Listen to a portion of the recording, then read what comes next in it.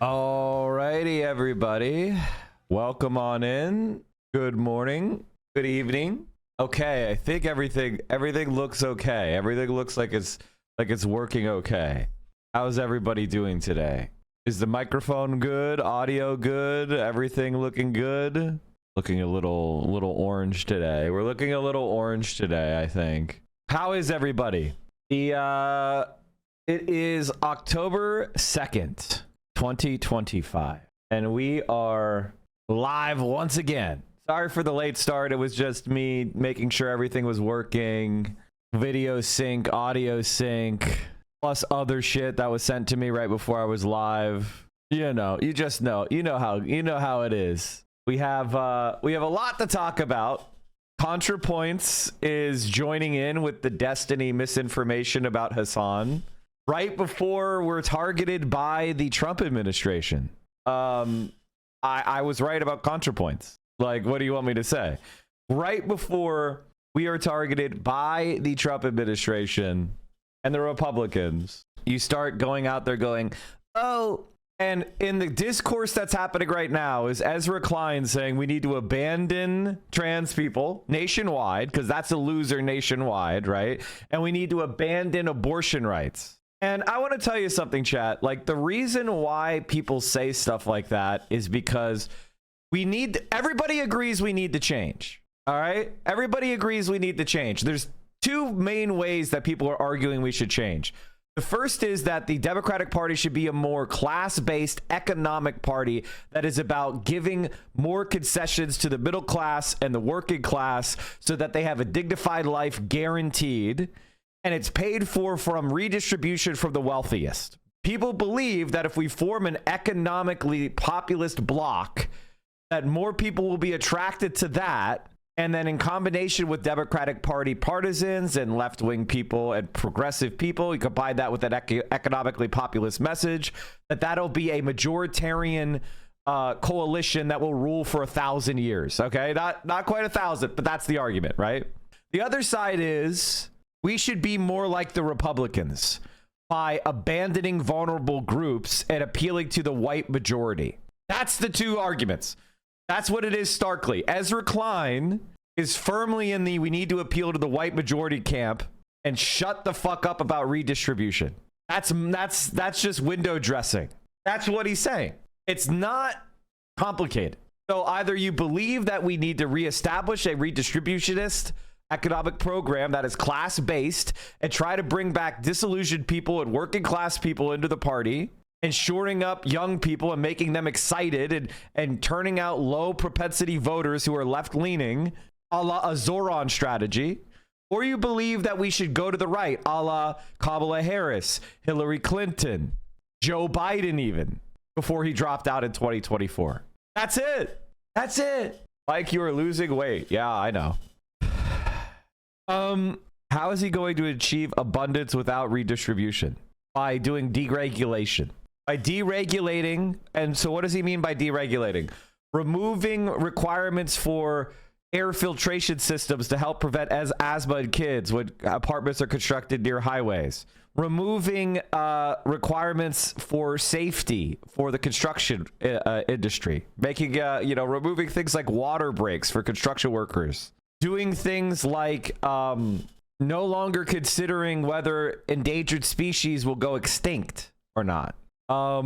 That's what they want to do. Okay, they want to be like, listen, yes, we could do all that stuff better, but how about we just remove all the rules and let the capitalists run free? That works in absolutely no country in the world, and we've tried it for 40 fucking years. But maybe the 41st year will be the year that. And so, like, it's very clear that the people in charge of the Democratic Party are ideological extremists. I actually think centrist Democrats are the most ideologically extreme group of people in the entire country. And what I mean by that is least willing to compromise, least willing to operate outside of their ideological milieu, least likely to change their positions in any kind of way. They are so ideologically blinkered that they won't even do moderate social democracy. And that's the reality. Ezra Klein represents that. He represents that. And unfortunately, so does Barack Obama. They'd rather chop their arms off. No, no, no, no. They'd rather chop my arms off, right? They're going to the Republicans. I'll give you Mike from PA and Hassan and AOC and Bernie Sanders and the pro-Palestinian protesters and trans people and abortions and for women in red states and purple states. That's what they're saying. As long as I get my job at the New York Times, as long as I still am famous, that's it. That's it. And you should not be confused about that. All right, what else do we got? We have ourselves U.S. government shutdown day 2. For some reason, nobody seems to be taking it seriously. I guess, I mean, we now live in a world where people, and I would say legitimately, everybody thinks nothing ever happens. That's where we're at. This is abundance. Oh, I can't wait. Data centers and AI are gobbling up electricity, but the share differs significantly by state. Between 2010 and 2025, data centers went from less than 5% to 40% of Virginia's electricity consumption. Sweet Jesus. Well, the era of cheap electricity from abundant natural gas is coming to an end in America. Not only are we going to have air pollution, we're going to have expensive air pollution. Welcome in. You missed the shot. And I will also say, and this is something that's very important to understand, is that China is winning. Like I think the one thing that makes me kind of feel a little bit more relaxed is China is motherfucking winning. Nvidia has added 2.5 trillion of market cap since its April 2025 low. How many times have they split the stock? A $4.6 trillion company. China is not buying their chips. And then Tesla, we just lost the electric vehicle tax credit. There's no electric vehicle tax credit. It's gone now. Yes, September 30th was the last day. So there is no more electric vehicle tax credit. Like, of course, the economy is doing well. Gold is at an all-time high. This is usually what happens when things are going well. I honestly don't think it's a safe haven asset. I think it's a bubble too. I think we've got so much easy money printed into the system and it goes to the hands of the ultra wealthy and they just immediately plow it into any asset, assuming that the money faucet's going to continue. And they might be right, honestly. Like, that's something that we might need to consider, that maybe we're in a hyperinflation period and literally owning anything is better than owning dollars. Like, even stocks. Oh yeah, and Hassan Piker is now got interviewed by Ross Douthat. Meet the online star who likes to play with fire? That's how they're phrasing it? You guys, we like to play with fire because we hold opinions. We don't listen to Ross Douthat. Why should anyone listen to you, Ross? Why are you the person that has been ordained? Why are you and Ezra Klein? Like, tell me why you should be our thought leaders. Please tell me. Like, I think they might be betting on a bailout and massive quantitative easing in the case of the bubble popping. I think that's... honest to God, the reason why I think it's a bubble is because I'm saying to myself, maybe it is different. Maybe the paradigm has shifted. And that is the sign of a mega bubble. Because even when the doubters are like, well, it's run forever, and I guess maybe, that's how you know. When the bears start going, new paradigm, that's when you know it's bubbling. I think we're here. We're in, but maybe we're here. I don't know. Maybe we got another 20%. It's been 20% since I've said that last time. New paradigm. The ultimate sell signal is your boomer parents mentioning it to you. Yes. I mean, I think everybody's there. Like, where is the money coming from now? Who's holding back cash? Who's going to bring it in to invest in shit?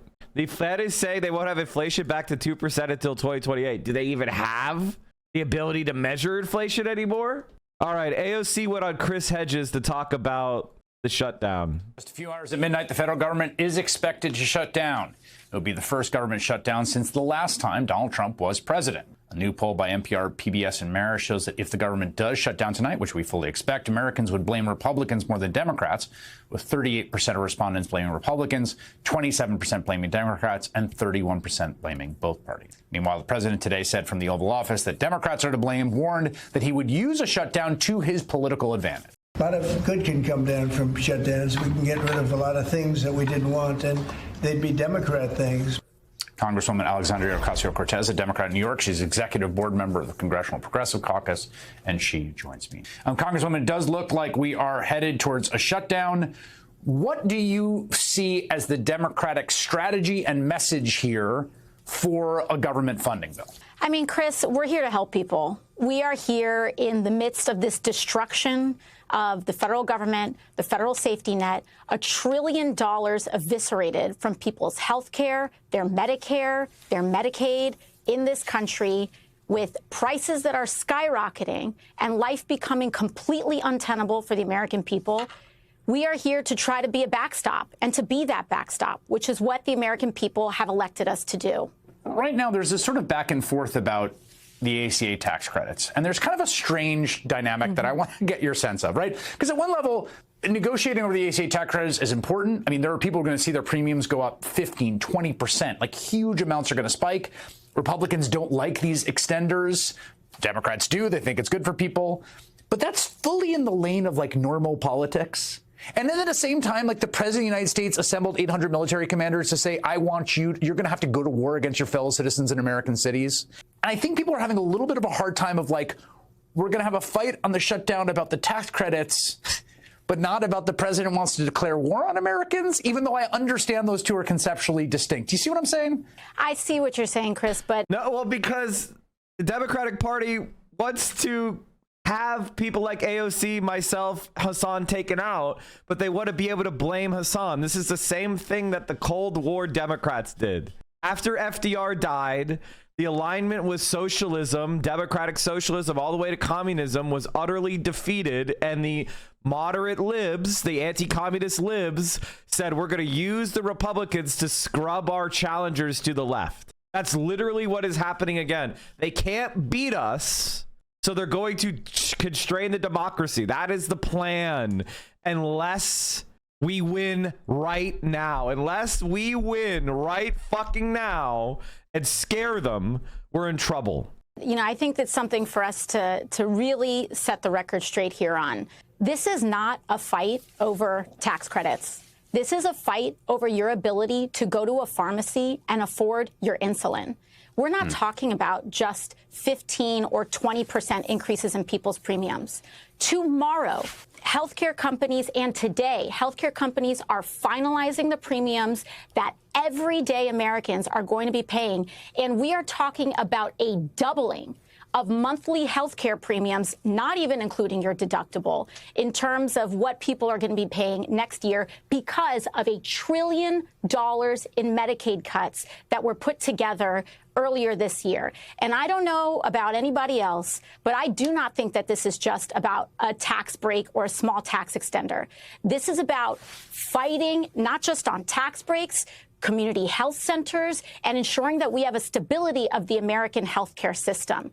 And when Republicans use a legislative mechanism to gut the American healthcare system, we have to use a legislative mechanism in order to restore it and to fight for it. Because at the end of the day, you know, people may talk about tax credits this and tax credits that. What they do understand is when you have insulin and you can't afford it. What they do understand is when your kid has chemotherapy or your spouse gets diagnosed with cancer and you go into a hospital and it doesn't get covered. And you have to choose life and death, what this is about. Now, that does not mean that we ignore abhorrent violation of law and norms and what is happening with our U.S. cities. But we have a broad spectrum of ways and places that we can fight, including our governors, our attorney generals, and our state and municipal leaders, as you just saw. So I just want to make sure I understand this just from your perspective here. So, and I think this is generally the view of congressional leadership as well. You can correct me if I'm wrong. There was bipartisan compromise, right? If everyone came together, the leaders of the parties, the president, and said, yes, these 5 things, we're going to make sure that these premium supports keep going. We're going to fund community health centers, whatever the sort of asks on appropriation around people's affordable health care. If those were met, Democrats would be a yes. Like, that is the box that this is happening in, as opposed to we can't fund a Department of Justice that prosecutes political enemies or whatever else might be out there. Well, let me tell you, Chris, the mechanism by which that deal is locked is not just about agreeing in concept on tax credits. We need to do it with no tricks, no games, and no backdoors, which includes rescissions. And when we talk about rescissions, that is the mechanism that the federal government is using to gut and destroy rule of law across the board. So we are fighting to ensure that health care is protected for every American.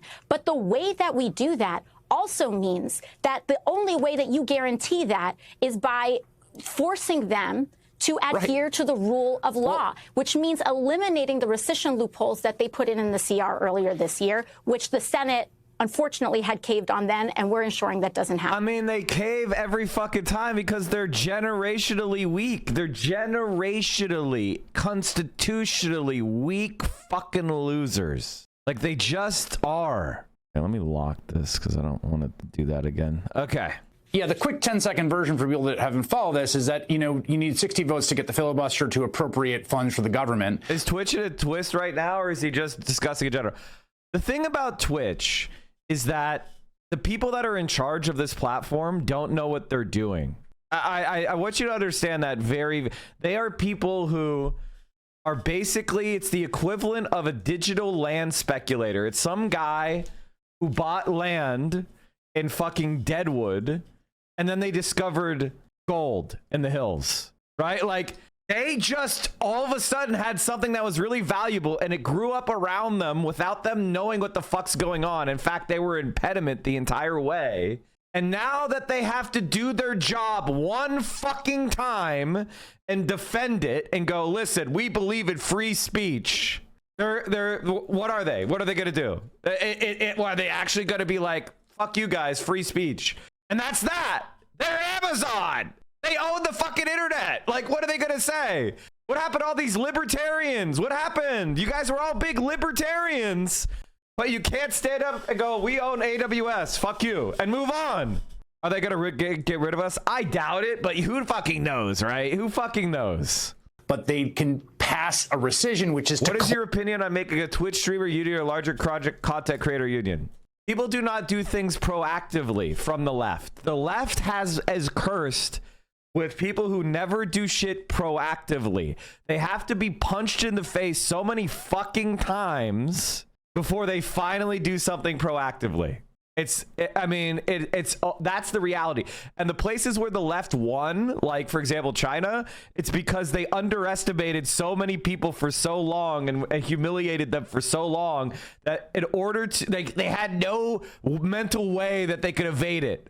Like, everybody had it staring in the face for 100 years that you're a humiliated proll, and we don't care what you do or what you say. We will never allow you to rise above your station.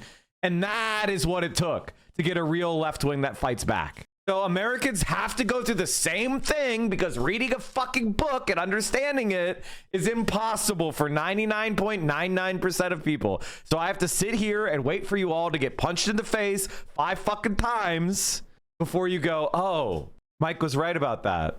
And there's nothing I could say or do that's going to change that. Unfortunately, I wish there was. You have to experience it. You have to experience the repression and the humiliation before you're going to do anything.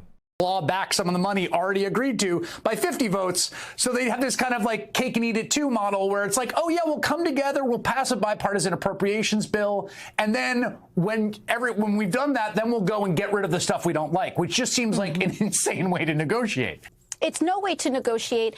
And again, we don't even have to get into the technicalities of this. But what is important to understand is that the way that you honor an agreement and the way that we honor our fight for health care and to define and to also protect everyday Americans' ability to afford their health care, to cover their kids, to defend Medicaid, those are the same mechanisms that we use to defend our rule of law, to defend the federal workers. Doesn't exist. We are trying to protect in this shutdown. Donald Trump is trying to play this bluffing game of, well, maybe what we're going to do is hold all the federal workforce hostage and fire everybody. Donald Trump has been firing everybody. We saw this with Doge. We've seen this at the State Department. We've seen this at the Department of Justice. They are firing everybody. They are completely eliminating the federal workforce. And in order for us to stop this madness, we have to put a stop to it, and we have to stop enabling their abuse of power, including their use of rescissions. And when we're fighting on their health care, it forces them to act in ways in accordance with the law and other ways, too. Let me ask you this. There are some people I have seen who have the following theory of why Senate Democrats have not cut a deal where they give 8 votes and move along. And that is that Chuck Schumer is worried about a primary challenge from you and is worried about the politics to his left flank. And so because of that worry about a primary challenge, he's going to shut down the government. Ergo, it is AOC's fault that the government's shutting down, or that you're somehow the kind of fulcrum of this. And I want to just ask you straight up, like, are you planning to primary challenge him? Do you think that's why he's doing this? This is so not about me in this moment. This is about people being able to insure their children.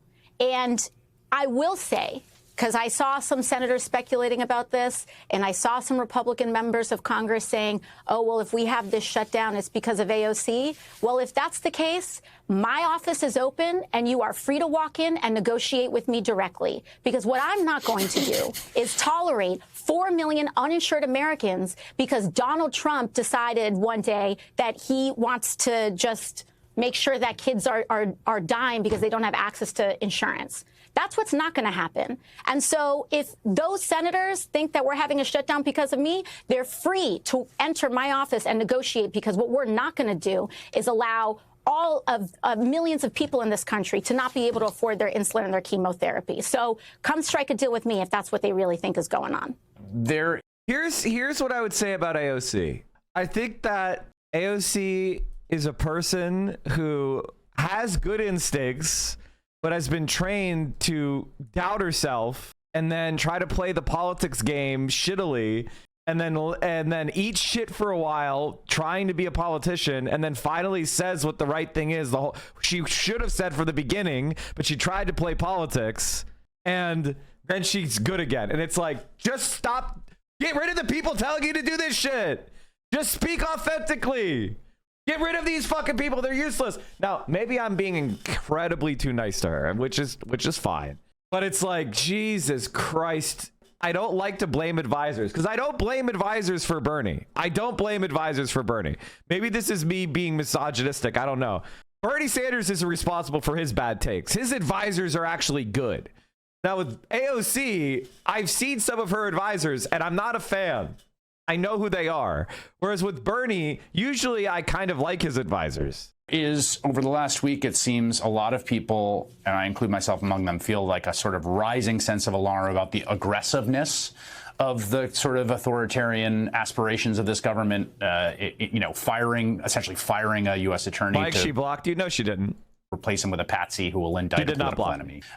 The continued threat of using the military on American citizens, the ordering the troops to Portland and then backing up because it was 5-year-old B-roll. I don't know.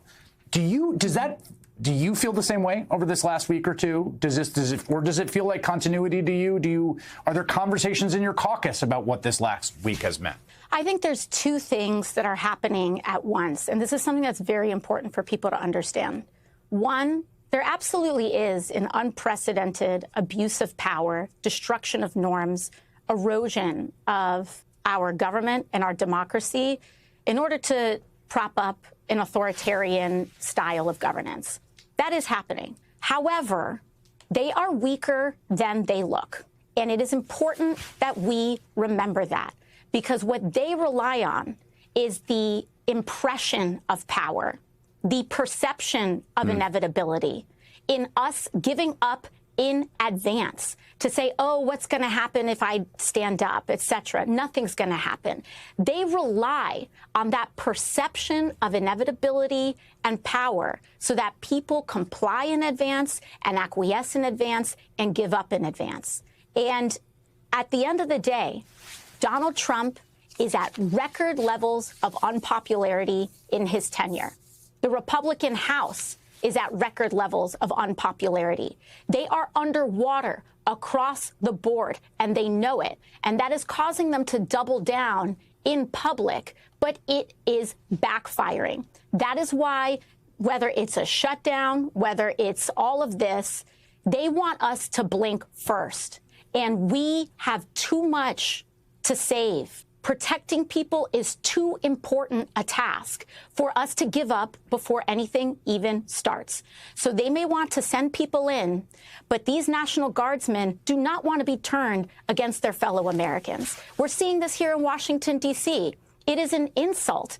Donald Trump is insulting the service members of this country by putting them on these silly tasks that they themselves do not want to be enforcing. And so we have to understand that standing up matters, that our voice matters, to not give in to this cynicism, because that is what they rely on in order to perpetuate this idea that they are that they have total immunity from consequence. They will experience the consequences of this, but we have to be the consequence, which is why we have to stand tall right now alongside everyday Americans who want us to be standing up right now as well. I want to, final question for you is about a ruling that came from a federal district judge who's been on the bench for decades and who was appointed by Ronald Reagan. It's in the case of... How the fuck is he still alive? How the fuck is he still alive? To Ozturk and a few other individuals who's alleged that their free speech, First Amendment rights as protected by the Constitution were violated by ICE grabbing them because of things they said or wrote. And one of the things he gets to is the masking of ICE agents, which is something that we've seen in New York City, here in Chicago and around. He says this court has listened carefully to the reason given... Because Republicans appoint 30-year-old judges and Devs appoint 70-year-old judges. Okay, motherfucker. I have been talking about this for fucking years. I've been talking about this for years. This is the Central Committee stream. My whole thing is about how we should work the refs and do that. I love when people that are new to my stream, like explain things to me that I've said a million times over. But it's okay. It's okay. I want you to do that. I want you to do that. It's fine. It's fine. It's fine. It's like, I probably taught you that. By Ozturk's captors for masking up. I asked why he was still alive, not why he was a judge appointed by Ronald Reagan. That is the correct answer. Testimony as disingenuous, squalid, and dishonorable. ICE goes mass for a single reason: to terrorize Americans into quiescence. It's a federal judge appointed by Reagan. In all our history, we've never tolerated an armed mass secret police. Carrying on in this fashion, ICE brings indelible obloquy to this administration and everyone who works in it. Is it at all bracing to read a Reagan-appointed federal district judge write something like that in finding that Ramesa Ozturk's and others' rights were violated? Of course. I mean, once, as you said, for Reagan-appointed... I've been talking about this forever. I told you so. I was right. I was right. We get it, dude. Every time I tune it. What?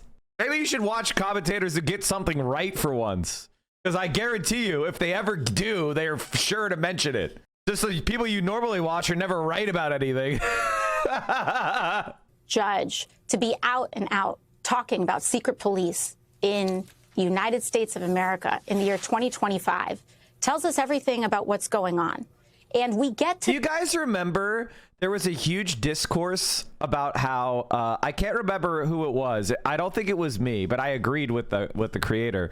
There was a leftist creator who said that trans people are facing genocide in the U.S. And so many liberals jumped down their throat and mocked them and went after them. I don't remember who it was. That was the most vindicated take of all time. Because even at the time, I was like, well, that's probably a little bit strong. No, they were right. These extremes through these small erasures and steps, when everyone says makes an exception here or makes an exception there. And then before you know it, you have masked agents roaming the streets of this country that do not feel entitled to identify themselves or do not feel like as though they answer to the American people at all.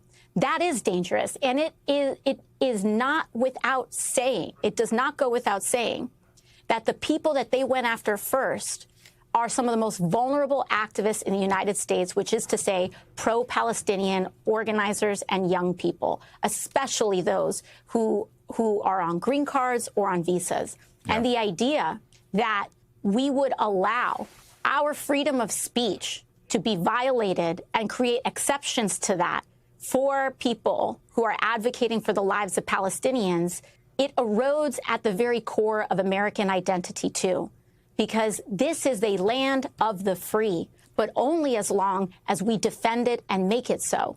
And I will say this. I do think that as a socialist, you need to have conservative rhetorical points. I'll say this again.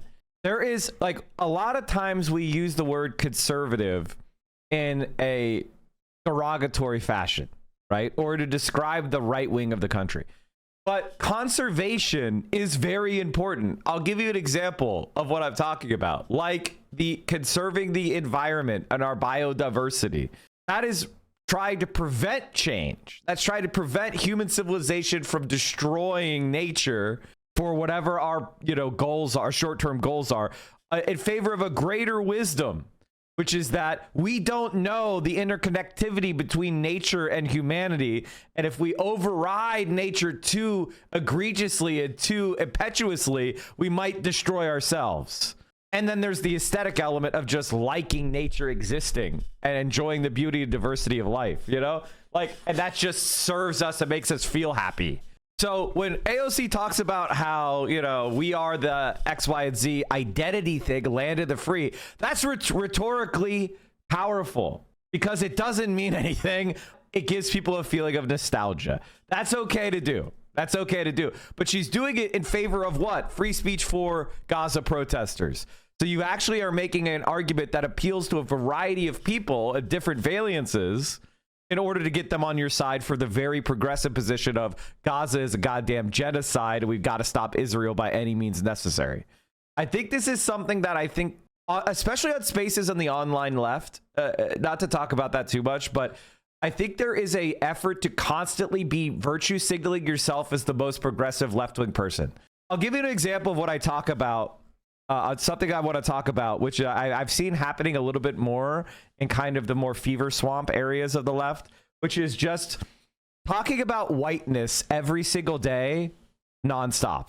Now, I think whiteness is without a doubt one of the most important innovations of capitalism in keeping the working class divided and creating positions of privilege to leverage wedges in the working class, and that we must commit ourselves to dismantling whiteness as a concept in favor of a proletarian identity. 100,000% agree with it. But every single conversation being about whiteness, every single thing, every single time, that's a bit much. I think we also need to talk about the fact that there are people of all races and backgrounds eagerly collaborators with fascism, eagerly collaborators with empire, eagerly collaborators with white supremacy. And that we can't just make determinations about millions of people based on based on them being considered white, because whiteness itself is a nebulous concept which expands and contracts based on the political necessity. I think Donald Trump, ironically enough, and this is one of my takes that I think is you're going to agree with, I think Donald Trump, his main strategy was expanding whiteness to include a lot of Hispanic people, especially Cubans. Like, the reason why Donald Trump has managed to flip Florida from a purple state to a deep red state is a lot of Cubans are now kind of expanding. They've expanded whiteness to include themselves. And that's an innovation that's taking place right now in whiteness for the political use of the capitalist class. Right? Like, we can see it happening right now in border regions where there is like, oh, no, I am a natural born American. I'm not an immigrant. Nick Fuentes is on the forefront of the expansion of whiteness for the purpose of, again, protecting the status quo. And that is an interesting conversation. That conversation is not being really had, though. Innovations in whiteness have happened over and over again. And I know ADK would agree with me. Irish people were not white, but they expanded them into whiteness by doing what? Irish people, a lot of Irish people became cops. So in order to prevent the kind of solidarity of the working class, they hired one section of the working class, Irish men, into the police forces. There's almost like it's a stereotype that the beat cop is an Irish man.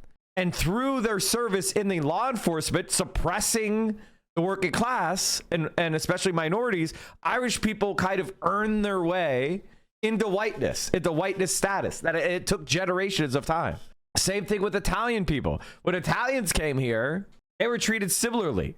They were called DPs, or for displaced persons. So like we can see that. And why was that done? Because it was needed, because they got so powerful that it was like, oh, we have to prevent solidaristic cross-racial coalitions. It's the same thing with the coups that took place with the Populist Party in the Reconstruction era. Do you guys know about the Populist Party? That was an attempt to form a cross-racial working class political movement in the U.S. And it was ruthlessly, and there was a physical coup. Was it South Carolina or North Carolina? North Carolina. Fuck, I guess South, but it was North. There it is. The Wilmington Massacre. That's what I was talking about. The Wilmington Massacre, or insurrection of 1898, also known as the Wilmington Massacre of 1898, or the Wilmington Coup d'etat, was a municipal level coup d'etat and massacre that was carried out by white supremacists in Wilmington, North Carolina on Thursday, November 10th, 1898. The event has been characterized as a violent overthrow of a duly elected government by white supremacists. The state's white Southern Democrats conspired to lead a mob of 2,000 white men to overthrow the legitimately elected fusionist biracial government in Wilmington. They expelled opposition black and white political leaders from the city, destroyed the property and businesses of black citizens built up since the Civil War, including the only black newspaper in the city. They killed 14 black people, at least 14 black people. Estimates run from 60 to 300. Many leaders of the coup remained important figures in North Carolina politics, some into the 1920s. The Fusionists were a party of the North Carolina Republican Party and the Populist Party, and this was a cross-racial alliance. So we have a responsibility to ensure that these individuals are protected, including Mahmoud Khalil, who the Trump administration is currently trying to move to deport. Yes, in fact, trying very, very hard as we speak. Congresswoman Alexandria Ocasio-Cortez, thank you for your time tonight. I appreciate it. Of course. Thank you very much. And if you want to know, like, I've been complaining about this shit or calling it out for years. Like, for example, back in 2022, Kathy Hochul pushes New York's highest court to the right. Governor's nomination of a new chief justice, now subject to confirmation in the state's Senate, would likely strengthen the court's conservative bloc. Like, this is the kind of shit that Democrats do when they have trifectas. Here's what I wrote in 2021, January 12th, before Biden was sworn in. If this is a surprise, you're profoundly deluded about the nature of the Republican Party at this point. It should resign immediately from any job where you're relied upon to comment on politics. Liberal delusions about the Republican Party are hindering our ability to fight it. So this was after January 6th, not even a week later, and Trump still had a 40% approval rating, and people were surprised. And I was like, are you fucking stupid? Mike, I heard from one time that China has fascist economics since it has state-controlled units. What's your take on that? Very stupid. Very stupid point. Also, not at all true. Very stupid. I'm pretty sure he was joking. There's no way he thinks they're actually fascist. That's incredibly dumb. The Chinese Communist Party does not practice, like, if you understand what fascism is about, expansionism and hyper-militarism and disdain of diplomacy and machismo and all sorts of other shit, that the Communist Party of China doesn't do anything. If anything, the Communist Party of China contains the hyper nationalism that is the more, like, if you went and talked to a Chinese person, they're way more nationalistic than the Communist Party is. If anything, the Communist Party is containing the right wing of China significantly.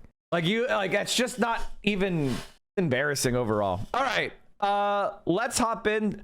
Hassan and the New York Times. I really worry about the mediocrity of Twitch really failing us in this moment.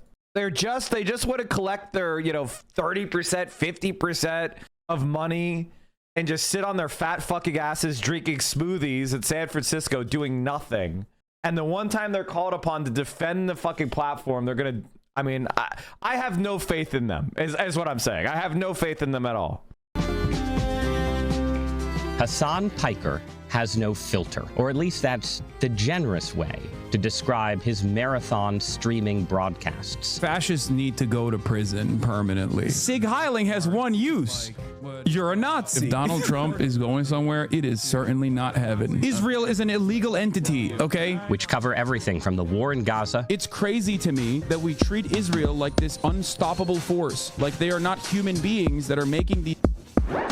Are you saying you want me to watch the premiere? I think...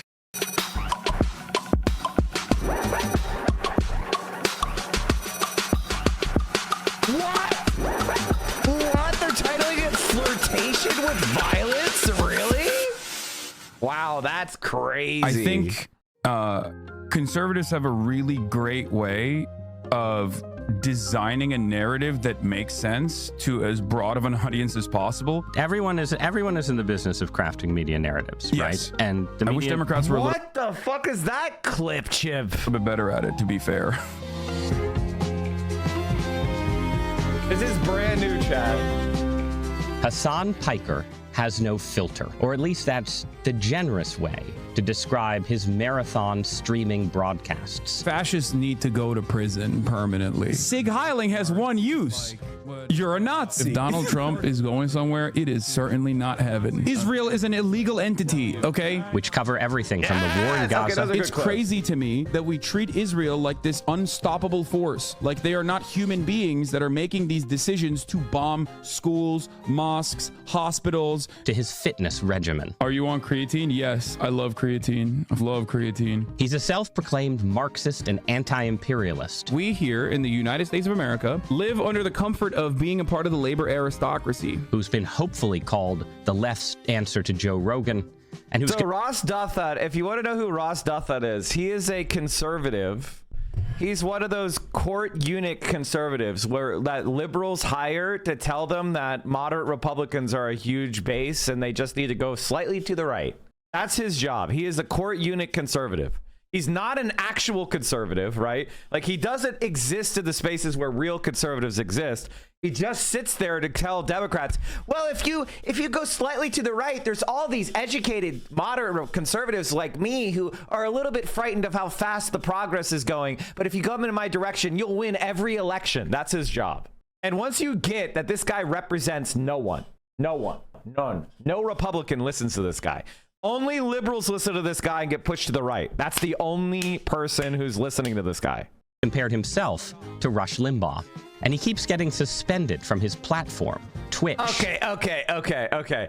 This is so obviously intended to piss off, like to poison the well with the New York Times Democrat. Like, that's what that is. But it's not going to work because normal people are going to watch this and go, he's good. I'm sorry. For language that he calls hyperbolic and other people call incitement. Is this person calling for the death of a U.S. senator? Of course not. Hello. If you're watching this, that means I mean, does Destiny subreddit, like, does this, like, do you guys ever get embarrassed that this is who you are? Like, does it ever get embarrassed, Steven? Like, isn't that embarrassing? And these are all before the video was published. Like, this is just embarrassing. Hassan web searching, like, the people who are not Hassan misspelling his name. Like, this is just embarrassing. Like, this is commenting before the post was live. just got Embarrassing. banned. Is he the future of the left? Or is he just another example of how living on the internet drives everyone insane? Hassan Piker, welcome to Interesting Times.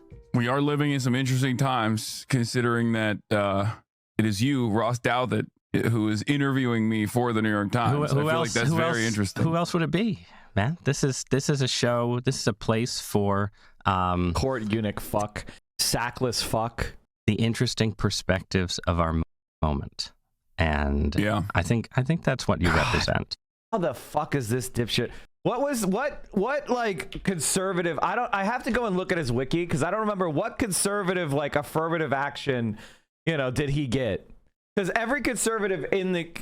Okay, so let's see. His mother is a writer. His great-grandfather was the poet and governor, Charles Wilbert Snow of Connecticut. Nepo baby, trust fund baby, detected. His father is a partner at a New Haven law firm. So in other words, this is generational wealth from he's, oh my God. He went to Hamden Hall. How much is Hamden Hall's tuition? We're going to find out. Oh, here it is. $21,500 to $48,800. Is that for high school? This is a high school, by the way. Grades 9 to 12 is $53,100.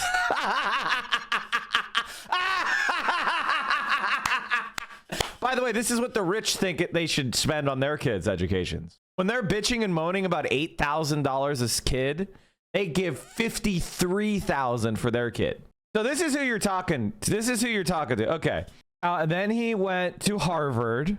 Then he went to a super expensive private high school, which was that he immediately was legacied to Harvard.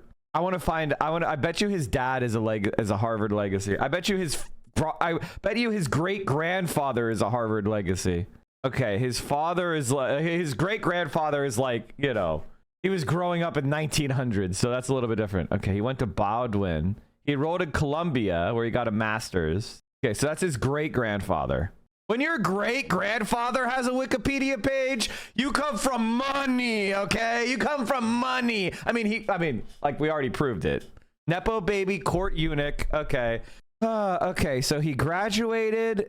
He went to Harvard, and then what happened? He just started writing at the New York Times? He just immediately started writing for the New York Times? I don't mean court unit. I said court eunuch. Eunuch. I mean, I was referring to this. A court eunuch, like in China, like in the Forbidden Palace, they would castrate all the eunuchs so that none of them would fuck the courtesans and the, you know what I mean? Like, which is just like, I'm saying Ross is a court eunuch. And he is. God, he's such a worm. He's such a fucking worm. Why are we ruled by these people? Why are we ruled by these people? God damn it. He looks like he left college, became a senior editor for Atlantic, won a first job, then got hired to the New York Times. I mean, do you see what I mean? Do you see what I fucking mean? Like, this is so embarrassing. It's so fucking worthless. Like, these people they are just plugged in to spread a narrative the elite wants you to hear, and that's it. And there is no merit to this guy whatsoever. He can't write for shit. He's dumber than dirt. He cannot analyze politics for shit. He's there to do propaganda with Ezra Klein. They're the same guy. They're the same fucking guy. And it's so obnoxious that this is it. This is all we get to see at our televisions and our screens. And they're trying to come after me because I can't do my stupid stream. Hassan can't do our streams because we get too popular. It's not allowed. God forbid you said raise taxes on the rich. Oh no, oh fucking no. And we're gonna get into that. We're gonna talk about the Hassan Piker worldview. We're gonna talk about debates about political violence. But I thought we should start because I know what you do. I'm very tech savvy. Obviously, I'm very online. I understand the internet. But there may be some listeners and viewers. God, how are you this gap-toothed and ugly when you come from generational wealth? Why didn't your parents, when they were spending $50,000 on high school tuition, get you some goddamn Invisalign? Have you fly to Turkey? What? At least shave these pubes. Like, I mean, listen, I'm not somebody who is like super into my own appearance. This is very obvious. Everybody knows this. I don't care that much.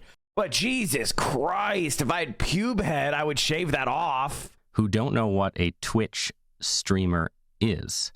So I want you to tell me what a Twitch streamer is. Yeah, Twitch streamers broadly, for the most part, play video games. Oh my God, why does Hassan do this? Why is Hassan like this? Why is Hassan like this? The era of us downplaying what we are is over, man. It's fucking over. Stop it. Just stop it. It's fucking over. Just stop. You are getting interviewed by Ross Douthout right before the fucking Palantir guy, okay? You're not a small bean. You can't downplay yourself anymore. Twitch is a live streaming platform where people make a variety of content. The most popular category right now is called just chatting. where people make their own talk shows. And what makes Twitch unique is there is a direct interaction between the audience and the content creator in a live video production. I have a video show about politics and current affairs, but other people have live shows about video games or yoga or working out, or comedians have shows where they riff. They have lifestyle influencers. It runs the gamut of content. The main thing about Twitch is it's live and it's interactive. That's what Twitch streaming is. A Twitch streamer is someone who produces a show on the Twitch streaming, like that's it. It's not, we play video games here. Like that's the start of Twitch's corporate turn, but that's not really the start of Justin TV. That is something that Twitch did with Justin TV to make it marketable. They made it just playing video games because that's what they could sell and it was safe to corporations. But that's not what Justin TV started. So it's not even true. It's not even true. It is a propagandistic corporate spin that Twitch came up with and then later abandoned. Can we stop with this? I frequently get more viewers on my live stream than MSNBC gets on their live stream on YouTube. I'm a little bit unique to the space because I cover politics. I do news and political commentary. This is a nothing point. No, it is. It is, because if we're just Twitch streamers, our rights being trampled on don't matter. You guys don't seem to understand that we are the people that they're going to target because we shape public opinion, whether you like it or not. I'm not claiming that I do. I have a small part to play, but Hassan is way bigger than me, and he plays a big part. And we have to stop pretending we're a small bean. If the Democrats were going after talk radio or Fox News, do you think Republicans would be sitting there going, it's just talk radio, who cares? Who listens to that anymore? Like, get your shit together. Wake the fuck up. So obnoxious how stupid people are. They're attacking us for a reason, dummy. It's because it works. For the most part, I do lifestyle stuff as well, and I do the regular things that Twitch streamers do on the side, but that's secondary. But Twitch is basically a live streaming platform. So for the boomers that read the New York Times, I would say it's like YouTube, but it's always live. It's like just live stream YouTube. That's it.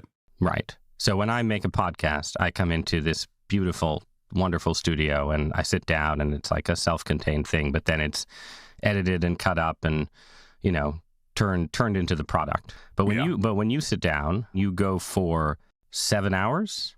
Like what? If you ask my audience now, they'll say half day Hossie, and they'll say 7 hours, which is a joke. But yeah, I used to do it for 8 to 10 hours every day, but you've cut back. I'm 34 now. Yeah. So I lowered it to 7. Okay. And you're doing it after we record this, right? Yeah. So I go 7 days a week as well. Every Sunday. Okay. Yeah. And I think if someone, they can see you right now. Can we go ahead and get a cap in the chat? This motherfucker is skipping Sundays left and right. This motherfucker is skipping Sundays left and right. And the background, right? But if someone who wasn't familiar with this sort of dropped into the stream, they'd see other stuff on screen, right? Yeah. So what would they see? What do you share the screen with? Normally, at any given moment, if you tune in, you can either see me full screen like this, just doing direct-to-camera commentary, or most likely reading an article, criticizing it piece by piece. And also sometimes I offer commentary over media from TV channels as well. And it's a broad spectrum of political ideology. And you're also talking to people who are talking to you, though, right?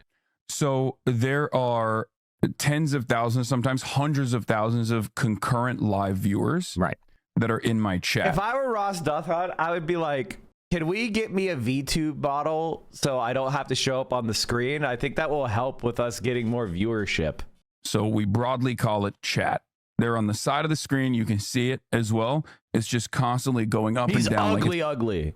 He's Habsburg ugly. Like, god damn, is he an ugly troll? It's the Matrix, right? Because it's a constant flow. Like, look at this motherfucker. He looks like an underdeveloped fetus. Receding chin doesn't begin to discuss it. If it's receding in the same way that water recedes before a fucking tsunami on the beach, it is receded. We are out playing with the coral right now. Thoughts. And I don't know exactly how I figured this out. Maybe it's my ADHD. And the head is like bulbous. It's like Megamind, except Megamind's been hit with the small ray because he's dumb. But I have been able to somehow offer commentary that people consider compelling, Right. while simultaneously browsing through. And you're responding. Somebody writes a sentence and says, you know, that's stupid, Hassan, because of this. And you're like, no, you know, Gremlin user 47. I'm brilliant. You say something, right? This motherfucker is only 5 years older than me, by the way. I just want to throw this out there. I'm not saying that I look young. I don't. But he's only 5 years older than me.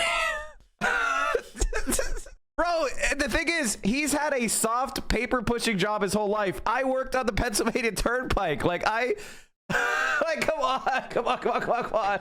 Jesus Christ, dude. How are you this ugly and this wrinkly when you sit inside all day? It's crazy. Well, I wouldn't. I don't know if I would say that. No, but sometimes it's He's 45, chat. He's 45. I'm 41. So he's 4 years older than me. I looked it up. Complimentary information that's coming in, so it's almost like a hive mind that can quickly extract and find information all around the internet. He's 45. And sometimes it's contentious, where people come in and they're right wingers, or they come in and they're liberals who disagree with me on something, and they'll be like, "This is wrong. Here is why you're wrong." And then there's like a very quick, spirited debate, and sometimes it can even get a little heated. So the way I've always described what I do is that I'm basically like Rush Limbaugh, but for Zoomers. So it's almost like AM radio in the spirit of like conservative commentary. But obviously, I think I have a higher standard for the veracity of the information that I'm looking at, because a big part of what I do, I think, especially in this age on the internet, is sift through the misinformation. So a big part of what I do is also just like going through all of that. And in real time, and also trying to instill some sense of media literacy in the audience. So I explain it as I'm holding your hand through the journey of reading the news. Do you take a bathroom break? Like, what's your... I do. How many bathroom breaks do you take? I don't know. By the way, the reason why he's asking these kind of questions is to subtly trivialize what Hassan is doing. That's you know, because you don't ask the Pope about his toilet breaks. It is to belittle. And unfortunately, Hassan, you know, he oftentimes leans into this shit. And I get it. Like, when we were flying under the radar, I get it. I liked the way we were flying under the radar for quite a while. When we stood up to Israel, and now that the online left has successfully won on Israel, Palestine, like, we changed everyone's mind who's changeable on Israel. Okay? The only people who like Israel are far-right fascist Republicans. Everybody else, even some of them, don't like Israel now. Israel is, like, it's cooked. And that is one of the most important lobbies in America. And they have a lot of power. We're not under the radar anymore. Sorry, but it is what it is. We were having fun. We were talking to the young people. Now it's over. I mean, they took away fucking TikTok from China because of that. So do you think that we're flying under the radar as a small bean? Now is the time to puff out our chests, Hassan. Now is the time to talk about how important we are and find strong allies. It's very concerning to me that one of the candidates, Zoran Mamdani, who basically we took, and I say we, Hassan, I mean the online left, took from a 1% obscurity to winning the New York City mayoral race, and he's barely defending us? Like, nah, dude, like, that's bad sign. That's a bad sign. Like, that guy would be nothing without the online left. Why is he defending the online left? That's an important point. You should probably defend us more. I can't wait for Twitch to be nuked. I mean, honestly, I would say that it's one of those things where you need to be careful what you wish for. Be careful what you wish for. Oh, but okay. There are some people in the community that time my bathroom breaks, okay. And I think so. What about can range food? Anywhere from. Well, I don't need to know how long the bathroom breaks are. Actually, the bathroom breaks range from 22 seconds to sometimes a minute and 10. Okay, but. And I'm away from the screen for a brief moment. Yep. And oftentimes I'll just have like the video running, like the live video feed running. And I'll stay tuned to it so I'm not like missing anything. I'll have my father who comes and stays with me over extended periods of time, make me a meal, and I'll eat that on camera as well. Because I'm live for 7 hours a day. Right. I eat at the same time every single day. I have a very strict regimen. And so regimen. So like, how does your body feel? So after I podcast, this is, too much confession, but it's like I'm kind of exhausted in a way that is not the case if you sit down and write a column. Oh my God, he's unironically doing this. Streaming is a tough job, but for podcasting, he's unironically saying it's tough. Now, this guy has never known what tough means because he's literally a trust fund baby, but he's unironically doing it. I assure you, right? Like, it's a physical experience to talk to someone or interview them in a way that I didn't expect before I got into this business, right? And most of the time you do have guests, but most of the time you're not doing interviews, but you are arguing with people in real time, right? Like, are you just spent at the end of the 7 hours, or do you like go off and exercise? Like, what is the lifestyle?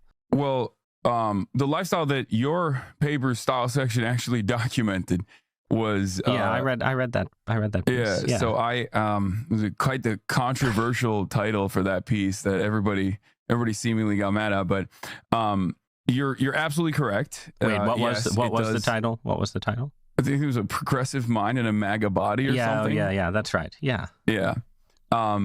So it depletes my social battery unlike anything else that I've ever done. I must be super fucking human, man. Because admittedly, I need 20-30 minutes after a stream of just kind of vegetating for a bit, drinking a cold beverage, resting, maybe recline on the couch for like a half hour or whatever. And then I'm good to go. I don't know about you guys, but I guess I don't do 7 hours. End of like a 7, 8, 10 hour broadcast, I do oftentimes feel the need to just like kind of unwind. And I have a hard time just like talking to people I can in the imagine. immediate aftermath of that. The way I see it, like, you're constantly on. You have to be entertaining every single second. Every single second. No, he's right about that. The difference between a good streamer and a bad streamer is a good streamer is somebody who keeps their engagement level at a high level for as much of the stream as possible, and is talking and entertaining or at least creating some sort of content and leaving absolutely no dead air. If you have dead air, you are failing. Of the 8-hour broadcast. I hit the gym after stream. Do I get up at 5 a.m. and work out every morning too? No, I work out after. I'm on my 13th workout, chat. It's more 15th. No big deal. It's like, you can't have dead air. You have to be constantly entertaining people, or constantly trying to educate people. So there are some difficulties in that. You're also constantly online, and in order not to feel super isolated and super sheltered from how regular people operate and how they feel, I think we need another New York Times fluff piece where Hassan talks about himself the entire time. One of the things I would say is, I don't think you want people to pay attention to like the person you like. Who's the person that you think deserves to have an article about them in the news? Undecided voter. Who should be getting the fluff piece? Unless you say me, in which case that's okay. I deserve a New York Times fluff piece. If anybody is undercovered, it's me. Always find that I ground. He was getting fluff pieces when he was a smaller streamer than I am now. Like, where's my fluff pieces? I only get fluff pieces at like hardcore socialist shit. And then people yell at me that I'm a white nativist. Myself basically by being around what I like to call normies or civilians. Even though I'm to the left of Hassan. And I spend most of my time offline, directly outside, going to public parks, hanging out with my friends, and also working out is a big part of this as well, obviously. Well, you can't have the MAGA body if you aren't working out, right? Yeah, that's what they tell me. I haven't put it to the test yet, but what? So you mentioned you're 34, right? So you're too old. You're too old to go for 9 or 10 hours. You have to go for 7 hours. You don't have a family, right? You're not married. No. Are you going to be doing this at 50? At my age of 45, the ancient years? I think so. Okay. Yeah. Ross doesn't have a MAGA body. Ross has the body of, as I said, a eunuch in the Forbidden City, but not like a high-level one. He doesn't have silk robes. This is the guy that skulks around, mopping the floor. All right, like this is not the body of a high-level eunuch. The reason why I said that is because I've designed everything in my life so that I can continue doing this. This is what I'm good at. Yeah, he's the basement goblin. He's like the cesspit turner. This is the only thing I'm good at. Well, you've designed it, but not to. He's the Game of Thrones character that you put in the room to scare the female protagonist of the episode. This is the character that you put in Game of Thrones to make the young woman refuse to get married for the good of the kingdom and flee. Not to play the social conservative advice giver, right? But do you want to have kids? I do, yeah. Okay, but you might have to redesign your life someday. Yeah. He's like Tyrion Lannister if he couldn't fuck and was even uglier. But I actually think Tyrion Lannister, he's book accurate Tyrion Lannister. Book accurate Tyrion Lannister. Oh fuck. Oh shit. We hit it. Peter Dinklage is hot. Peter Dinklage is a good looking man. Fit the kids in. Well, there might be an issue, but yeah. All right, let's. No, I meant there is no issue with scaling back on certain aspects of my life, is what I mean. Right. He's like if you took Pinky and the Brain and averaged them together, and then make them even more stupid. Right. So the weekends could free up someday. Yeah. Okay. Good. For sure. All right. Let's talk about the cause. Tyrone Lannister. Whoops. What you're fighting for? Tyrion Give me Lannister. The Hassan Piker. Tyrion Lannister. Jesus. He's like book accurate Tyrion Lannister. Jesus Christ. I haven't watched Game of Thrones since the last season, which was what, season 5? The last season 5. Worldview. What do you believe? I believe that the United States of America is a profoundly wealthy nation. It's the wealthiest nation on earth right now. And no, it's not. That's China, but it's okay. It could be doing right by all of the people that are in the United States of America. This is what book accurate Tyrion Lannister looks like. I see what I mean. He's like the uglier version. He's like uglier. Like Tyrion Lannister, book accurate Tyrion Lannister, if he was also bald. And yet it refuses to do so. And I want to, through a system of... Bro, I'm not saying he's good looking, but the amount of appearance bashing you do is exactly the reason why you won't get fluff pieces. It's petty and petulant. It's called comedy, and we're having fun. And also, that's not even true. People like mean people all the time. What the fuck are you talking about? Donald Trump is the president. Who gives a shit? Also, I do it from a place of hatred. At first, modest social democratic reforms basically claw back autonomy for the everyday person, and hopefully give them more of a voice in their workplace and also in the political process as well, and slowly but surely yield more egalitarian outcomes. On the global dominance side, I think that we should significantly scale back imperialism and the endless wars that we engage in, and focus on helping people in this country, and even focus on helping people in other countries, but in a meaningful way. Not in a way where we change their own internal governance structures aggressively and sometimes directly through intervention and by force. So situate that narrative relative to actual democratic politicians and activists and so on, right? Are you where Bernie Sanders is and Alexandria Ocasio-Cortez are? Or are you someone who's saying that's a good start, but fundamentally... we want to be democratic socialists, but with an emphasis on the socialism. How far do you want to take the transformation of America? Okay. So it's not just the transformation of America. I think it's the transformation of global politics in its entirety. I think that based answer. What a based answer. Holy shit, what a good answer. Before he keeps going, here's what I would say. I would say that there are a few truths that all of us agree. There is one global humanity, and that it pains me just as much to see a child starving in Africa than a child starving in Alabama. And I think it is the duty of every human being to work to ensure that everyone lives a dignified life. And that dream has been with us far before socialism was even an idea. So that's the horizon that I'm walking toward. And I don't think the current government structures we have are the final form of humanity. I don't think liberal capitalism is the end of human development.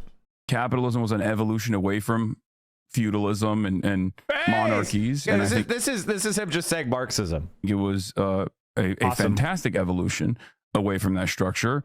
And liberal capitalist democracies, I think, for a very long time presented this wonderful new evolution. But I think it's time for an alternative vision to take place, considering that the tremendous amount of bloodshed that keeps propping up this system continues. And I feel like we have an opportunity to move away from this, especially at a time when liberalism is demonstrably failing.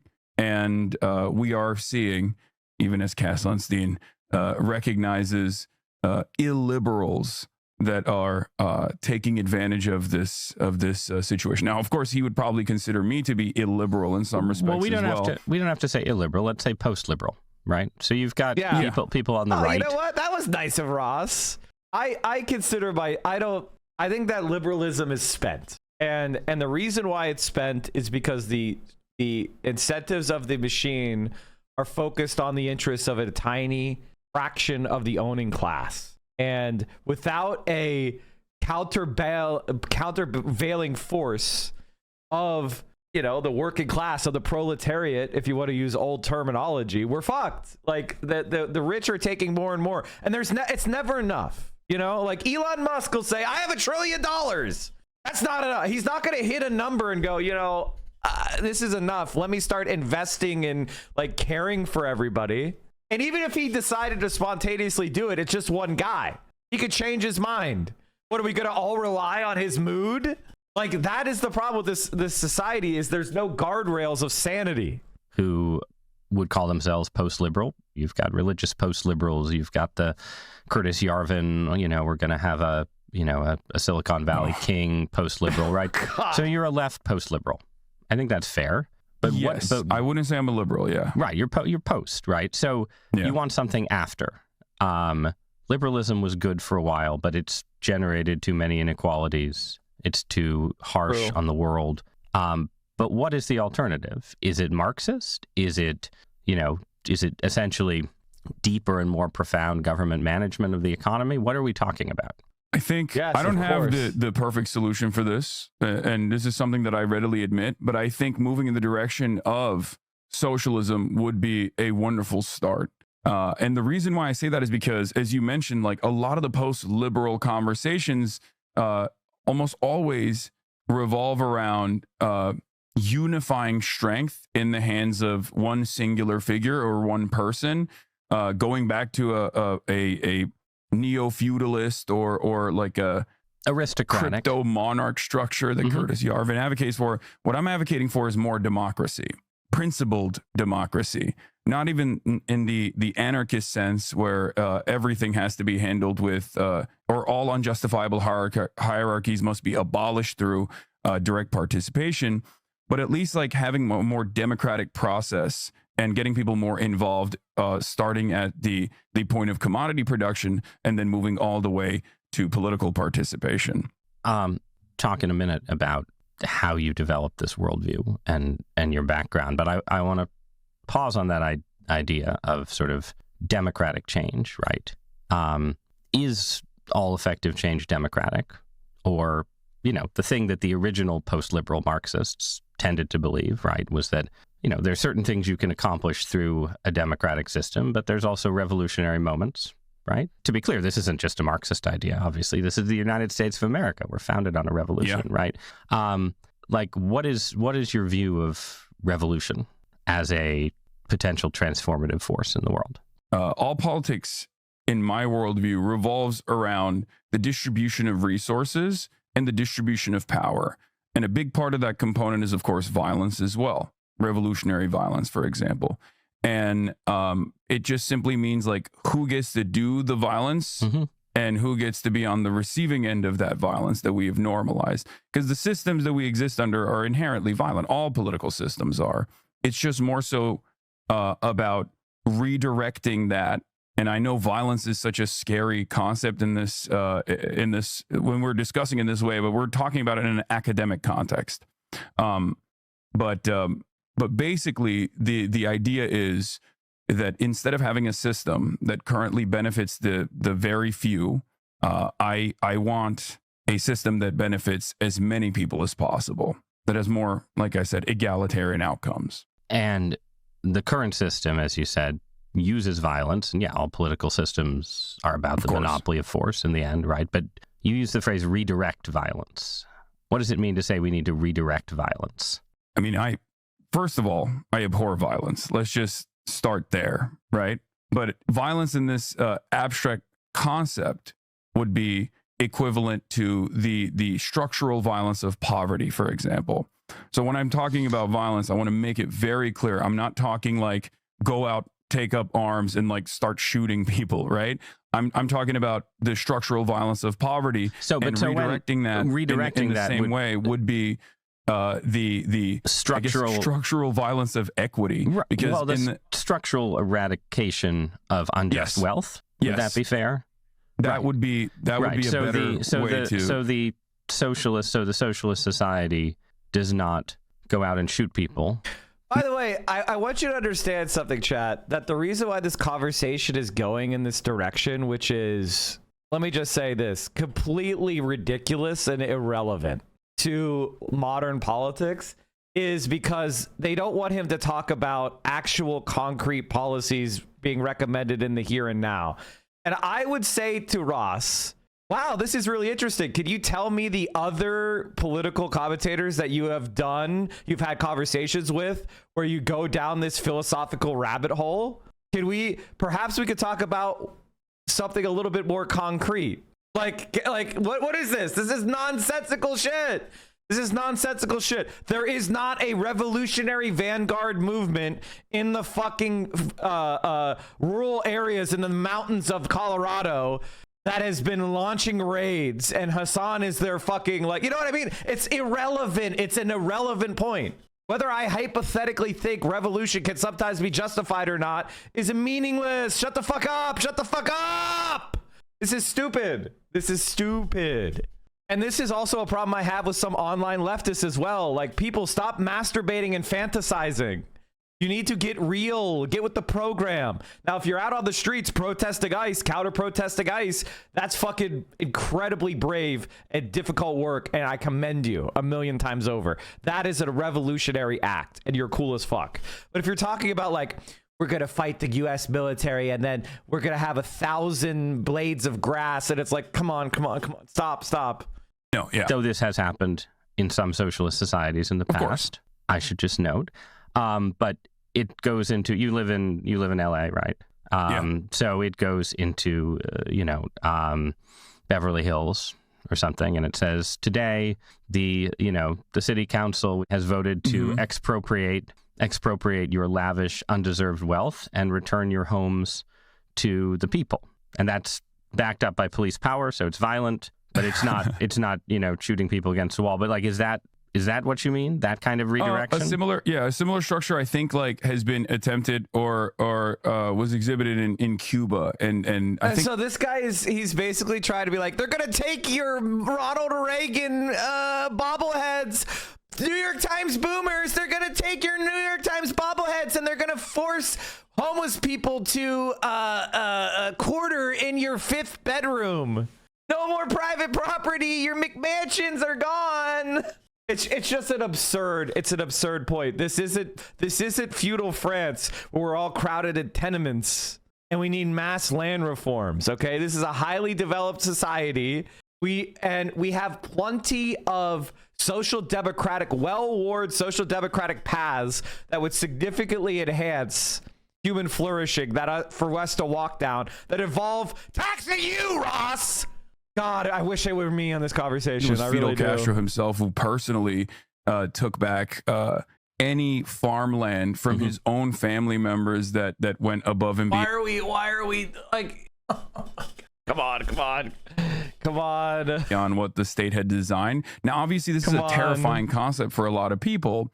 So this is so far out in the future. Yep. Right. Yeah, this is so far out in the future for even someone like myself that, like, I don't even see the necessity of arguing on how this would work, because I'm more invested in, especially in the short term, getting socialized medicine, like getting universal health care, getting free schooling, all the way up to the college education, especially for public universities, ensuring that we have some semblance of government competition, if you want to call it that, that interferes with the regular market to claw back housing prices, for example, by creating public housing, things that exist in other fairly robust social democracies, and things that actually a lot poorer nations have been able to develop. Just good governance.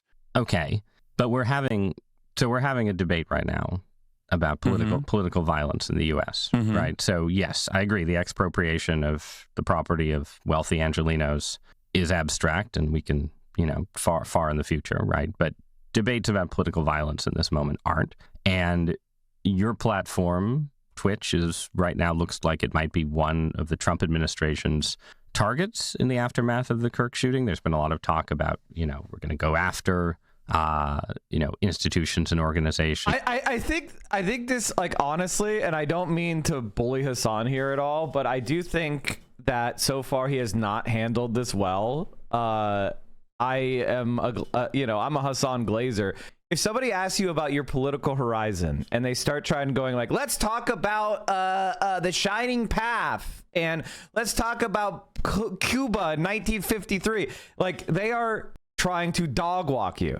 They're trying to embarrass you, right? Like, you need to be like, do you think we talk about the Shining Path and Gonzalo Thought, like, in my stream? Like, what are you doing? I very clearly am inspired by groups like, for example, the Morena Party in Mexico. I'm inspired by a lot of the pink tide of Latin America. People like Lula da Silva. People like Pedro, the president of Colombia. I'm inspired by Jean-Luc Mélenchon of France. I'm inspired by the successful social democrats of the past.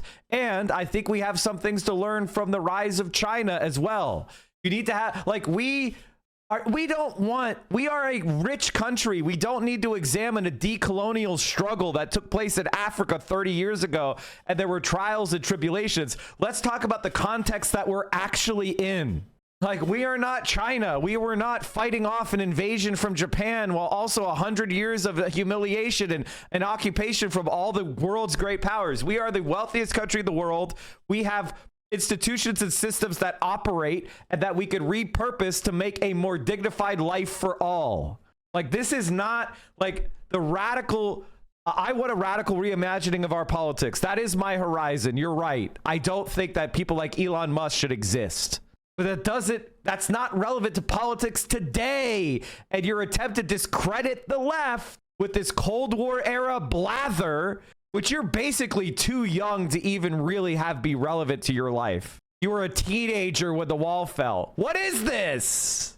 That support political radicalism or incite violence. I think Congress is calling CEOs from Discord and Steam and I'm Brazilian and I'm surrounded by Bolsonaro heads. Bolsonaro's in prison, so 27 years. See ya, bitch. I think what Lula did to inspire me is he led a left-wing movement that was literally under a military occupation, under a military dictatorship, and he built up a democratic left, and he created programs like it's like La Familia. What is the payment in Brazil? Like, he slashed poverty.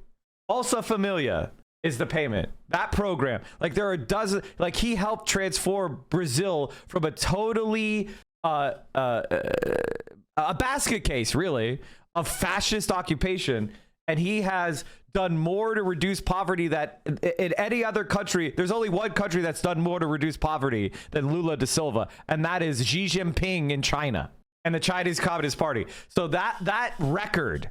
And also, the way he handled Bolsonaro's coup attempt, he threw his ass in fucking prison where he deserves to be. Now, Lula is not my end state. It's just an example of how you could have center left or left wing politicians take power, accomplish programs without violent expropriations done by mobs or whatever the fuck he's claiming to be worried about. Twitch and Reddit to testify next month. Yeah. Why are they doing this? Why is Twitch a target? I suspect a big part of the reason why Twitch is a target here, even though it was not mentioned in the investigation at all, like there's no evidence that Tyler Robinson, right, the alleged shooter of Charlie Kirk, was ever on Twitch. He might have been, right, but there's no evidence for it whatsoever. But the reason why they're being called in, I think, is specifically because the administration currently is, in my opinion, perhaps in a very cynical manner, utilizing Charlie Kirk's death as a way to bring about significant clawbacks of the First Amendment, free expression and free organization, free organizing of the political left. And they haven't necessarily made this a secret either. They've gone after Jimmy Kimmel and numerous other cultural figures that conservatives have of petty grievances around. And they've done so in a way where even the most vanilla, the most timid assessment of events is enough for the administration to pull the FCC in to demand taking Jimmy Kimmel off the air. And this has created tremendous backlash from even Republicans, as a matter of fact, because a lot of people do love free speech. I love free speech. I come from a country that does not have free speech. I came to the United States of America from Turkey originally, a country that actually does jail political dissidents and journalists quite frequently. And I don't want that to happen here in the United States of America. Right. But but that right, is what they're going towards. Right. So you have the Jimmy Kimmel controversy. As of this conversation, he's back on the air. But what they're doing with calling in Twitch and so on, like that's kind of about you. Like you are a target. For sure. Right. I think the one problem that we have is that, again, Hassan started this fucking conversation, and I love Hassan, but he did start this conversation with his small bean shit, and it doesn't work anymore, man. We're not a small bean. This is not a video game website. And, you know, like, we're not just going to be allowed to be celebrities. Like little micro niche internet celebrities. They're not going to let us do that. We have to fight back. And are you a target? Are you a target just because you say, you know, you're some kind of Marxist who wants to be post-liberal, or is it something else? I think conservatives have a really great way of designing a narrative that makes sense to as broad of an audience as possible, even though their own setback is oftentimes how hard they go after certain people. But in the grand design of things, if you look at like the Antifa designation as a domestic terror group, for example, if you read the executive order, it makes sense. They're presenting this as this violent leftist organized unit that is like responsible for so much political violence that's taking place. It's of course built up around this hysteria that they expertly craft as a media narrative first and foremost. Okay, but then they want to tackle it. Everyone is in the business of crafting media narratives, yes. Right? And I wish Democrats were a little bit better at it. To be fair, the media narrative around Antifa, right, exists at some level of hype, but also some level of reality. Because if you lived in Portland, Oregon, in the year of our Lord 2020. You had a lot of experiences of political protest and violence that involved people who called themselves Antifa. That was not fake. And it's also not fake that you are a provocateur, right? Like they're not, you know, there are plenty of people on Twitch who are, you know, who are not highlighted by conservatives, right? I just want to give you one more chance to describe the things about you in your own words that people are going after before I describe them for you. Yeah, no, I'm sure that we'll get to that point as well. But like I said, in just a second, we will. The things that I advocate for are pretty clear.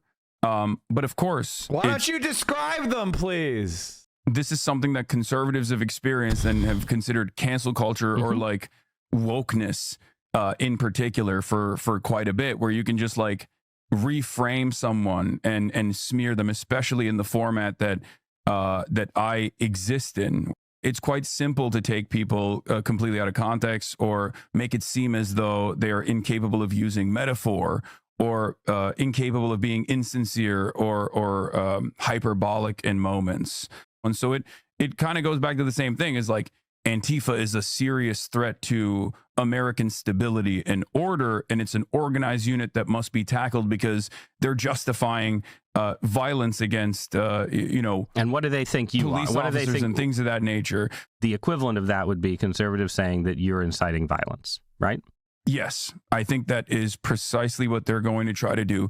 And not just like inciting violence necessarily, inciting terror. Mm-hmm. Revolutionary terror, you might say. Yes, exactly. And I think that is the grand design and the ways in which the conservative apparatus is going to try and stamp out any sort of political discontent, any sort of political dissent, really. Because that much has been clear to me, where it's not just about people like myself who they can single out and target and say are like, very scary individuals, but it's also Gavin Newsom, right? Like Gavin Newsom will come out and make this symbolic gesture where he has no power over federal agents, but he'll say that in the next year, ICE agents that are conducting ICE operations in California state have to be unmasked when they're doing this, right? And this is, I think it's a fairly reasonable provision, even though it's ultimately symbolic. Having said that, however, the conservative apparatus will point to that as like Gavin Newsom wants to kill ICE agents and dox them. Like that's not the case, right? I think Hassan is doing fine. I just think he should be a little more concise on some of the things. Okay. I mean, that's ridiculous. All right, so let's make this a little more concrete. Mm-hmm. You are telling a story where it's you and Jimmy Kimmel and Gavin Newsom, right? And you're all targets of the conservative apparatus.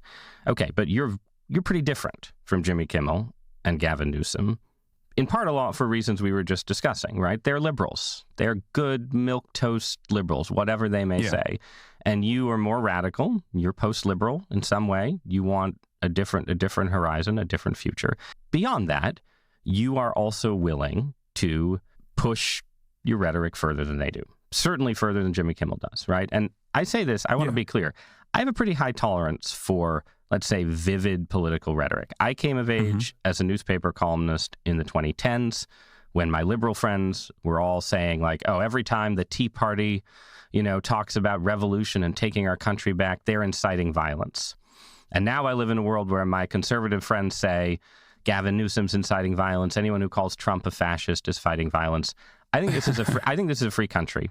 I think if you want to call Donald Trump a fascist, you're free to do so. If I want to call you a commie, I'm free to do so. People do it all the time. People do it all the time. This is my reading.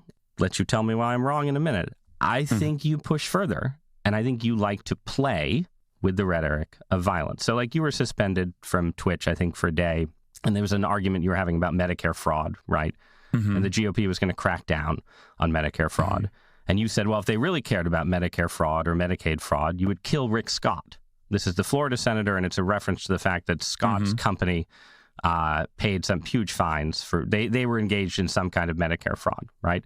But you didn't say we should put Rick Scott in jail for Medicare fraud, right? You said if you cared about Medicare fraud or Medicaid fraud, you would kill Rick Scott. An Asmongold video? An Asmongold video is the edit? You're putting an Asmongold clip? That's very interesting. Make Rick Scott, former governor of Florida, Rick Scott, you wouldn't make him a prominent part of the Republican Party. Well, this was, for the record, this was in response directly to Mike Johnson. And it is something that I take ownership over. I did apologize for the language that I used instead of saying like, just you should jail Rick Scott. Right. Okay. Jesus Christ. It was hyperbolic language showing the hypocrisy of Republicans. I wasn't calling for people to kill Rick Scott. I was saying that the Republicans have one of the biggest Medicare fraudsters in their caucus, and they don't care, and they never have cared. And so to pretend that we have to cut $1 trillion from sick people is some sort of like, because of fraud. It was nonsensical because they associate with the biggest fraudster of all time. It wasn't a call for action at all. It was literary hyperbole. Like, come on, everybody does this kind of thing. Our language is full of stuff like this. When we say somebody has been decimated or destroyed, we don't literally mean they've been annihilated and killed. We just mean that they have been, and that is where the hyperbole comes in. We are exaggerating the level of their defeat to make it more colorful and more interesting. And we do it so much we don't even notice it anymore. Would have been the most inoffensive. It was a hyperbolic statement that I made. Thank you, Jesus Christ. Not with like any sort of significant death threat issued to a sitting elected representative. Obviously, I agree. I don't think you were issuing a death threat. I agree. Yeah. So, but you're right. That is hyperbolic language. No, don't say you're right. Never concede anything to this fucking loser. This is the era of Donald Trump, man. This is the era of Donald Trump. The president of the United States used rhetoric far more extreme. We have the Department of Homeland Security posting about how they're going to target people based on their race, and the Supreme Court has agreed with it. Can you stop with this nonsense? I am a political commentator, and we use hyperbolic language. This is nonsensical. For sure. And it's one statement in a grand sea of others that of course gets highlighted through the same outrage machine, and then people demand punishments, and then those punishments do come down, and it causes me to be even more careful with my language. Having said that, given the 10-hour format that I have, there are definitely going to be weak moments where I just like say something without even thinking about No, there was nothing even wrong with this statement. That might come across as. Yeah. I mean, you do. I read through. You have a lot of content, right? So I'm not going to tell you that I have read through every hour, every transcript. Yeah. But I feel like I read enough to get a sense of sort of what you mean by hyperbole, right? And it means different things, right? It means like you're talking about landlords and why they're bad. I think you were talking to a landlord. I mean, he's just doing the Destiny clip chips. That's what this is. But by the way, Donald Trump suggested shooting migrants in the legs.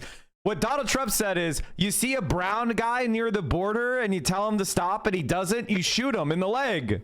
This isn't hyperbole for the point of describing how Republicans are actually being hypocritical and don't care. This is him directly calling for violence by the government against suspected migrants. Again, people who have not been proven to be migrants in the first place. You are a fucking bitch. Lord friend at the time, right? But you said, let the streets soak in their bleeping red capitalist blood, dude. It was a joke. It's a joke. Again, this is what's crazy, is these fuckers want to treat me and Hassan like we are politicians. So I also said in a video game, but to showcase the silliness of the statement of itself. Right. Okay. So it's like ironic, or is it Marxist revolutionary rhetoric? I just want to bring this to a fine point. There's the great case of Luigi Mangione, right? Who what a dumb piece of shit. Charged with murdering the CEO of United Healthcare in broad daylight in New York City. And you're going to tell me that you've always said that murder is wrong and that Luigi Mangione should not have committed murder. But you've talked a lot about Luigi. And of course. I think it's one of the most suspected. He's been suspected. We don't convict people before they go through a court of law. Consequential. Alleged. It's one of the most consequential instances of adventurism, which I always will say is wrong, because I think it invokes social instability, which I think is bad in general to exist under.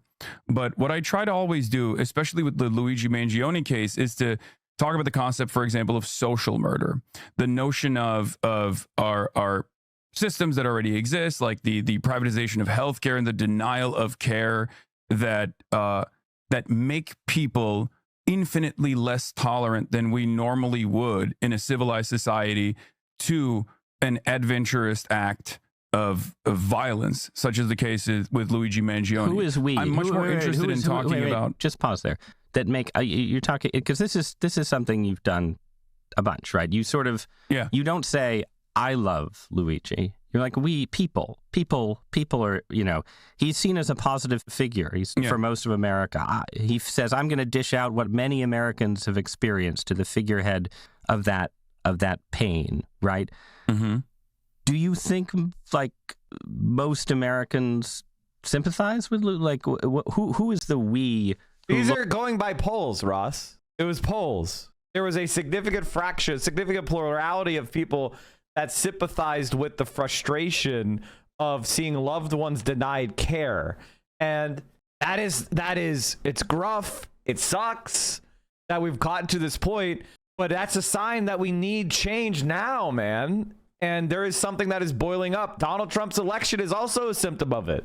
I don't think going around shooting healthcare insurance CEOs is going to solve the problem. Of course not. It is a symptom that people are becoming fed up. People are starting to reject our institutions of electoral reform because they cannot fix our problems anymore. And people like you, defenders who have been well served by the status quo, trust fund baby, legacy admission, looks at shooting United Healthcare CEO and says, that's understandable. I think it's the people online that are not necessarily like card-carrying DSA members or whatnot, but just like that's Democratic Socialists of America, aunts, just for yeah. Not the like the DSA guys or the Democratic Socialists of America or Party for Socialism and Liberation, but it's like the Barbras and the Debras, as I like to call it, that live in the Midwest and are truly repulsed by the way that private healthcare operates in this country. And for them, I think the Luigi Mangione case is really unique because Americans do not like political violence. Nobody likes it. I mean, this is poll after poll that has shown everyone thinks that obviously murder is wrong. I think murder is wrong. Everyone thinks political violence is wrong.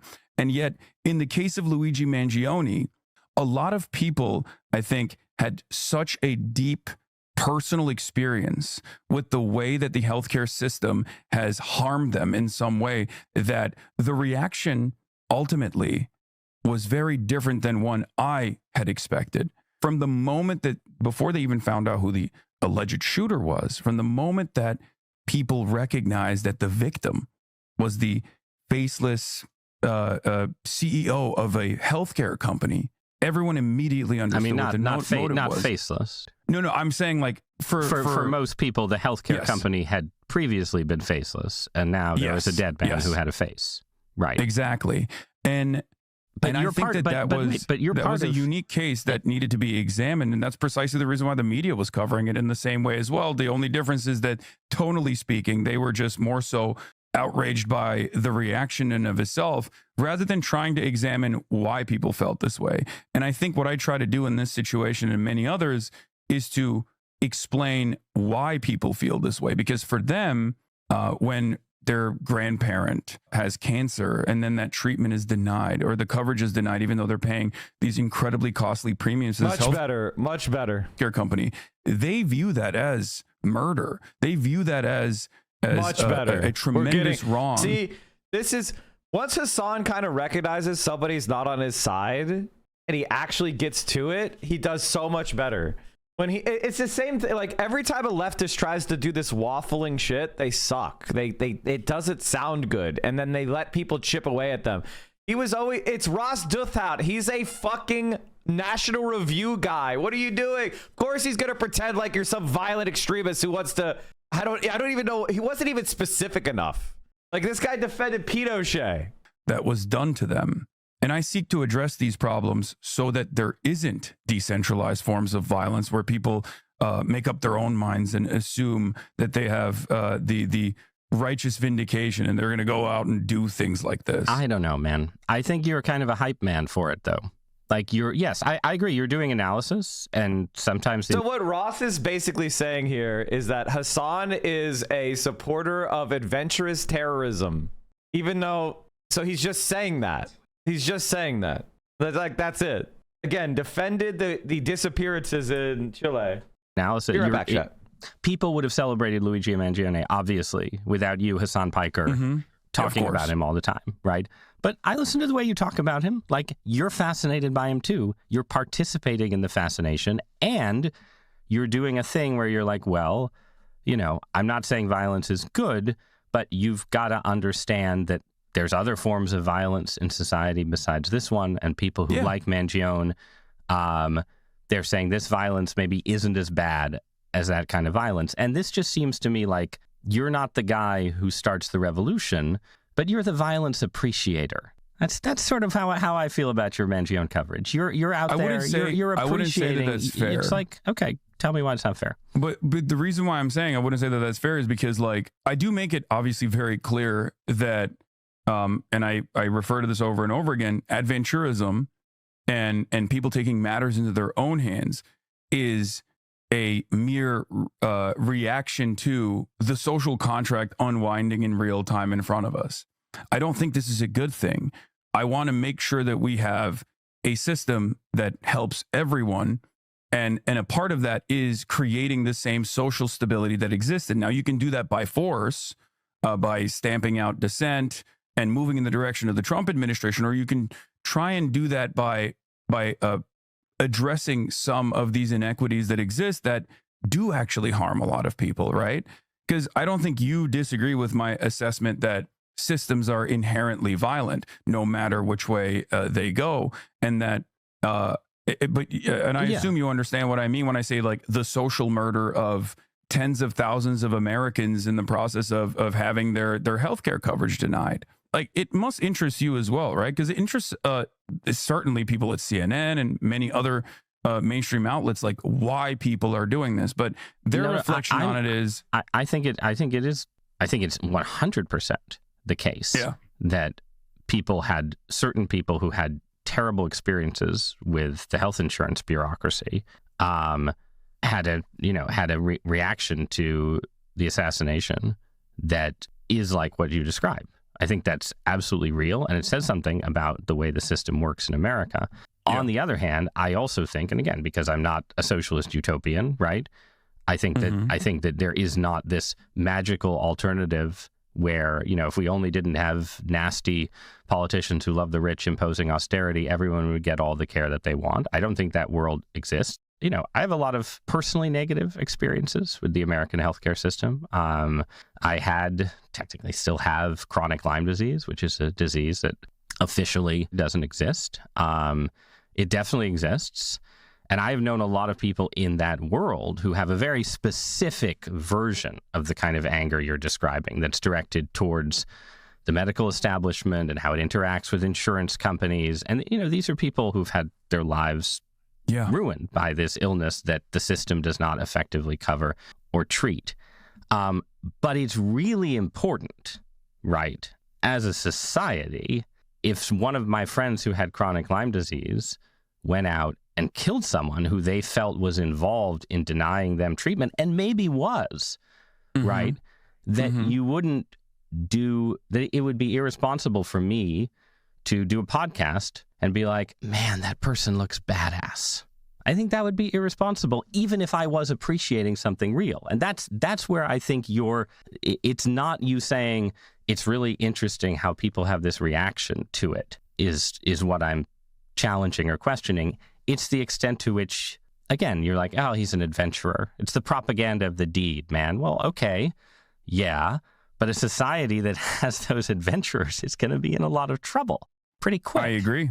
I don't disagree with you on this. I think it's a reflection of the very social fabric that keeps us together and keeps us stable, unwinding in real time. America is a very violent country, right? But we have systematized this violence and we have normalized it.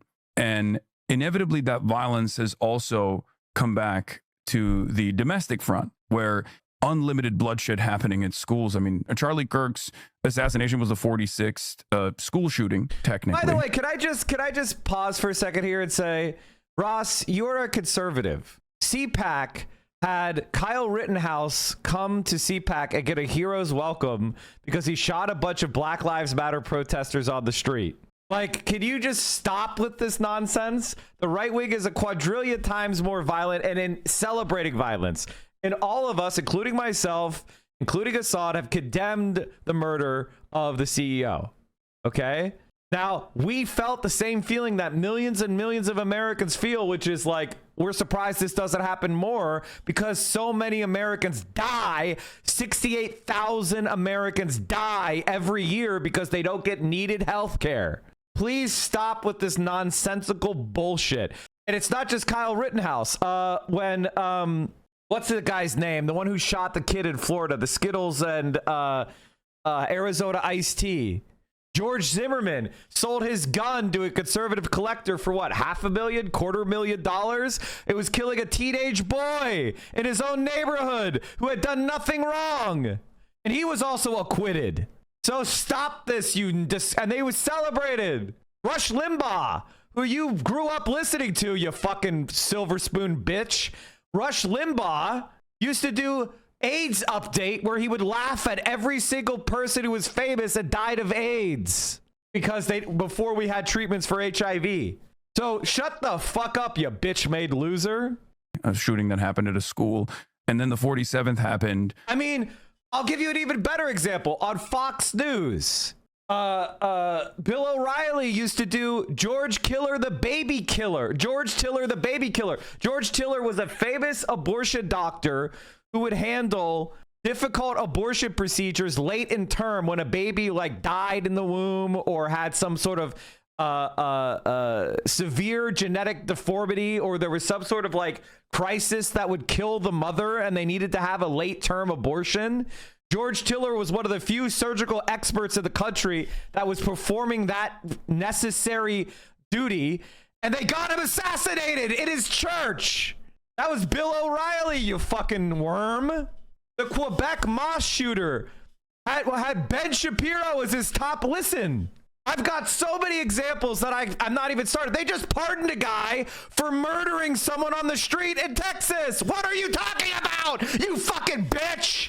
Only an hour later in Colorado. God, I hate these fucking liberals. And our reflection on these sorts of events is that because it's so normalized, because the system must continue, because there are numerous different interests at play here, specifically gun manufacturers, for example, a very important part of our domestic manufacturing industry. America is an extreme, and a big part of American culture. America is an extremely libertarian, personal liberties. No, we're not. You're talking about censoring him right now, you fucking bitch. You're like, we should censor you because you're more violent than the typical Democrat. We should censor you. Then you're saying we're libertarian 5 seconds later? Shut up, bitch. Voted society in ways that have right-wing connotations, like lots of gun ownership, and left-wing connotations too. But yes, go on. Certainly. And what I'm trying to say is that in the absence of any sort of significant initiative to claw back some of that, to have some kind of reasonable policy that will say, all right, guys, like, we all like guns. I like guns. I like shooting guns, right? Do not have any sort of gun culture in my development. You picked it up. Began my journey of understanding guns because I was writing about gun control, and I was like, I need to learn about this stuff. Having said that, I still believe that there needs to be reasonable gun safety, reasonable gun control. This is not a call to action to say like, oh, it's awesome that like school shootings are happening, or it's awesome that political assassinations are taking place left and right. No, but nobody. But this is a difference. And but it's I promise say that it's no longer just like random school children that are being killed, is what I mean. The only reason why this is becoming a more significant, more consequential problem in the eyes of many people in the media is because it's no longer people that we can just kind of see as collateral damage and like consider to be invisible. I don't think that's right. First of all, I think that the media has given a lot of coverage to school shootings. I think it would be strange to say that the media has ignored that issue in any way, shape, or form. Oh no, I think wasn't saying that they ignore it. But I think the line, you're like, the reason people are upset in this case, the reason that people are upset in this particular case, right, is that by the way, in case you're not understanding what's going on, Ross Douthat is trying to create a case for the censorship of Twitch. He's saying that, well, listen, like, we don't usually like censorship, but maybe we should censor these Gazan protesters and we should censor Hassan Piker. School shootings happen. There is, except in very online communities, there is not valorization of the school shooters. Nobody calls a school shooter an adventurer. right? And he didn't call her an adventurer. He said adventurist, which is a specific term in the left to describe people going out and committing random acts of terrorism. And we do not support that. That's our entire thing. We are against that. We think that the best way to get political change is for the working class to work collectively and for political organizations collectively, and that individual acts of violence are going to get us nowhere. That's our entire politics. Our entire politics are against that.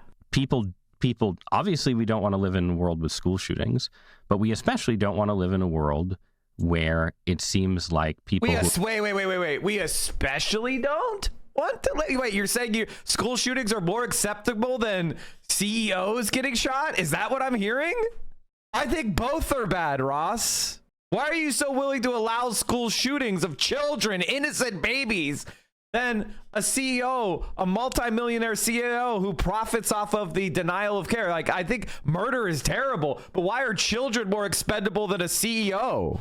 We're sort of in the public scrum, like you, right, are sort of appreciating violence. Like if I'm pro-life. I think abortion is a form of murder.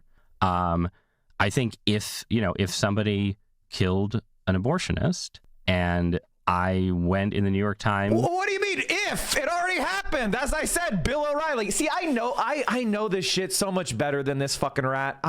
This is why they never bring me on with these people. These type of people are scared shitless of me.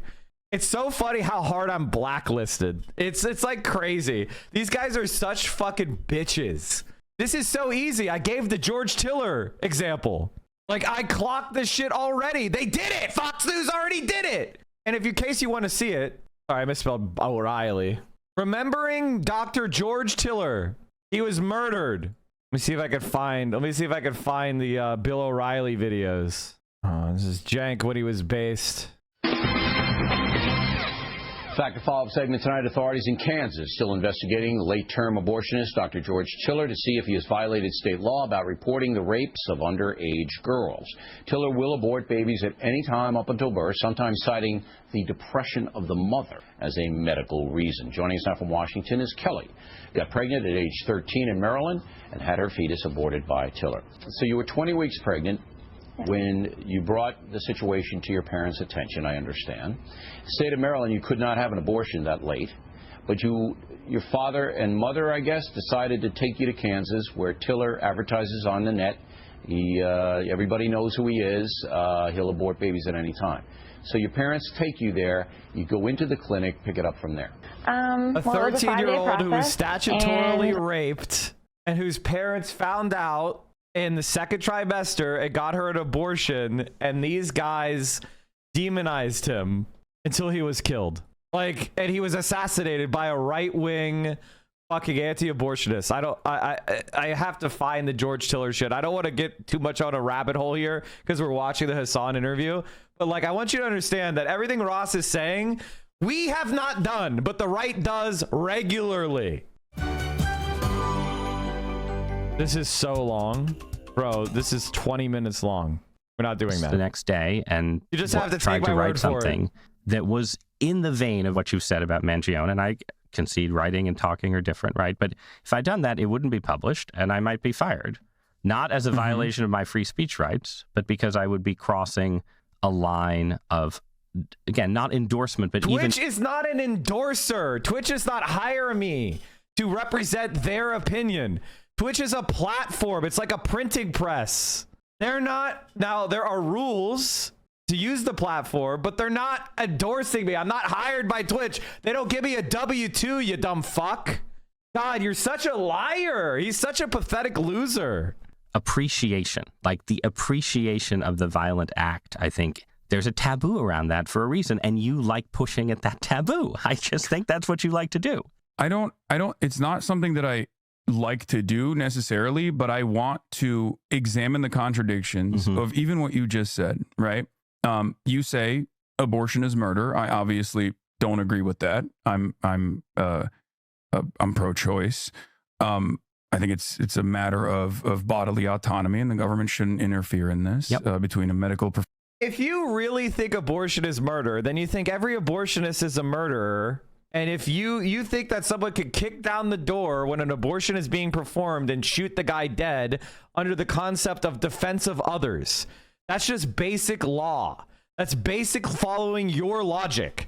Now, I completely disagree with you. I do not think a fetus is a human being. Okay? And I say, if you say abortion is murder, you are justifying the murder of actual human beings, which has happened. It's not a hypothetical. Happens all the time. Professional and a woman. Having said that, you get to argue about women's bodily autonomy being potentially removed by the government making the argument through the systematized version of violence. Because I think, as you would probably also recognize, abortion restrictions have come down in numerous states since the decision of Roe v. Wade was overturned. And in the process, women have found themselves in this unique predicament where they can't even get their ectopic pregnancies dealt with because their medical professionals are worried about potential prosecution. This has led to a lot of pain and a lot of torment, and maybe even in some instances, when you argue on behalf of the pro-life position, you don't have to say, like Bill O'Reilly did, Tiller, the baby killer, and then someone goes out and actually shoots. Oh, okay, Hassan brought it up. Okay, see, Hassan actually is really good at this. I'm just a lot more confrontational than him, much quicker. Like, I can see this shit coming, and I know this, and like, I don't go in there assuming good faith. Maybe this is my problem. A doctor, you can simply say, I'm not putting words in your mouth. I don't know what your position is on or your advocacy around abortion, but someone of this mindset can easily just advocate for the harm that is done to millions of Americans, potentially, without uttering a single word that could be considered remotely violent by the broadest subsects of American society. Right. So you're right. This is the uneven dynamic is what I'm trying to explain. I understand your argument, but your strategy for your argument is that effectively advocacy for policies that cause harm, economic harm, or physical harm, could itself in this case, right? But we were talking about economic harm earlier, so both apply. Economic harm also leads to physical harm as well. But that constitutes a form of, could be argued to constitute a form of incitement. Which, by the way, this is something that we have always accepted. Because, like, for example, if you say that one race is lesser than the other, and we should use the state to remove that race from the other place, that eventually results in a bunch of guys going out in uniforms oppressing those people, which our country has done 1,000,000 fucking times. So yes, advocating for violence through government policy is advocating for violence. And this is the liberal conceit, by the way. This is everything that's wrong with our country. It's just because are killing someone by cutting their Medicare versus killing them with a gun, they're just as dead, Russ. And if you knowingly cut their Medicare spending and you know they're gonna die and you do it for the reason of cutting taxes on the rich, I consider you a murderer. And you think it's okay. You think that's a reasonable disagreement. I don't. That's what makes you a conservative, Ross. You think people dying because of starvation or hunger. Also, how the dare you call yourself Christian? How dare you call yourself Christian? Right. Yes, that's precisely what you're saying. Right. Yeah, and that's actually the argument with policing. Right, but so policing is a necessary institution. But then why people can just point to it and demand more of it? But that in that demand, they're technically demanding more of the unreasonable outcomes and the unjustifiable outcomes of policing that lead to, for example, the death of George Floyd, right? Or numerous other cases. But this analogy is itself part of why people think you are normalizing the things that are taboo. Wait, what? So basically, this is Red Scare shit. This is Red Scare shit. He's basically saying, if you go, hey, the fact that our Medicare system doesn't give health care to people who can't afford it kills people, that's like murdering those people. He's saying that's the same thing as inciting people to kill people. That's what he's saying. He's saying if you go, by cutting that program, you're going to starve 1,000,000 kids. That's the same thing as you saying, go kill someone. I do think that if you see Ross Douthat, you should pat him on the back and say, you're not very good at this interview podcasting thing. You should quit. You should give him a review where you say that, where you're like, bro, come on. If you see him at the airport bar, saddle up next to him, say, hey man, I like you, but like, I think maybe you should try working with your hands for a few decades. Might help you get more empathy. Which again would include right-wing forms of violence. But if your theory is all of these things are incitement, if you support putting more people in jail, that's incitement. If you support, border. So basically, this guy doesn't believe in free speech. That's it. He doesn't believe in free speech. You're not allowed to say cutting people's health care is murder. Security, that's incitement. It's incitement all the way down. Like, yeah. You're basically saying the person who incites violence against a politician is in the same position as the person who supports border security. And that seems like an argument that... I don't think that's an argument that he's making. I think he's analogizing the two. I think you're making that argument because you're pretending to be dumber than you are, which is dumb. But he's saying it's an analogy. He's saying you could all rightly see that this is incitement. If you think about that, the consequences of that and cutting that funding or doing border security is the same thing, death. So they are analogous to each other. They're not the same thing. They're analogous to each other. This is like shit that it would get you laughed out of a 6th grade English class. What the fuck? This is the New York Times? Lends itself to encouraging people to commit political violence because you're saying, oh, it's all normal already. What's a little more? What's one more act of incitement in a world of incitement? If he said that, that would be one thing, but he doesn't say that, Russ. Nobody's saying that but you. You're like, well, if I connect these dots into this ridiculous bow of bullshit, then you're responsible. You're just making it up. That's an entirely different sentence, man. It's normalizing it when you make that argument. Yeah, my argument is that I'm not normalizing it.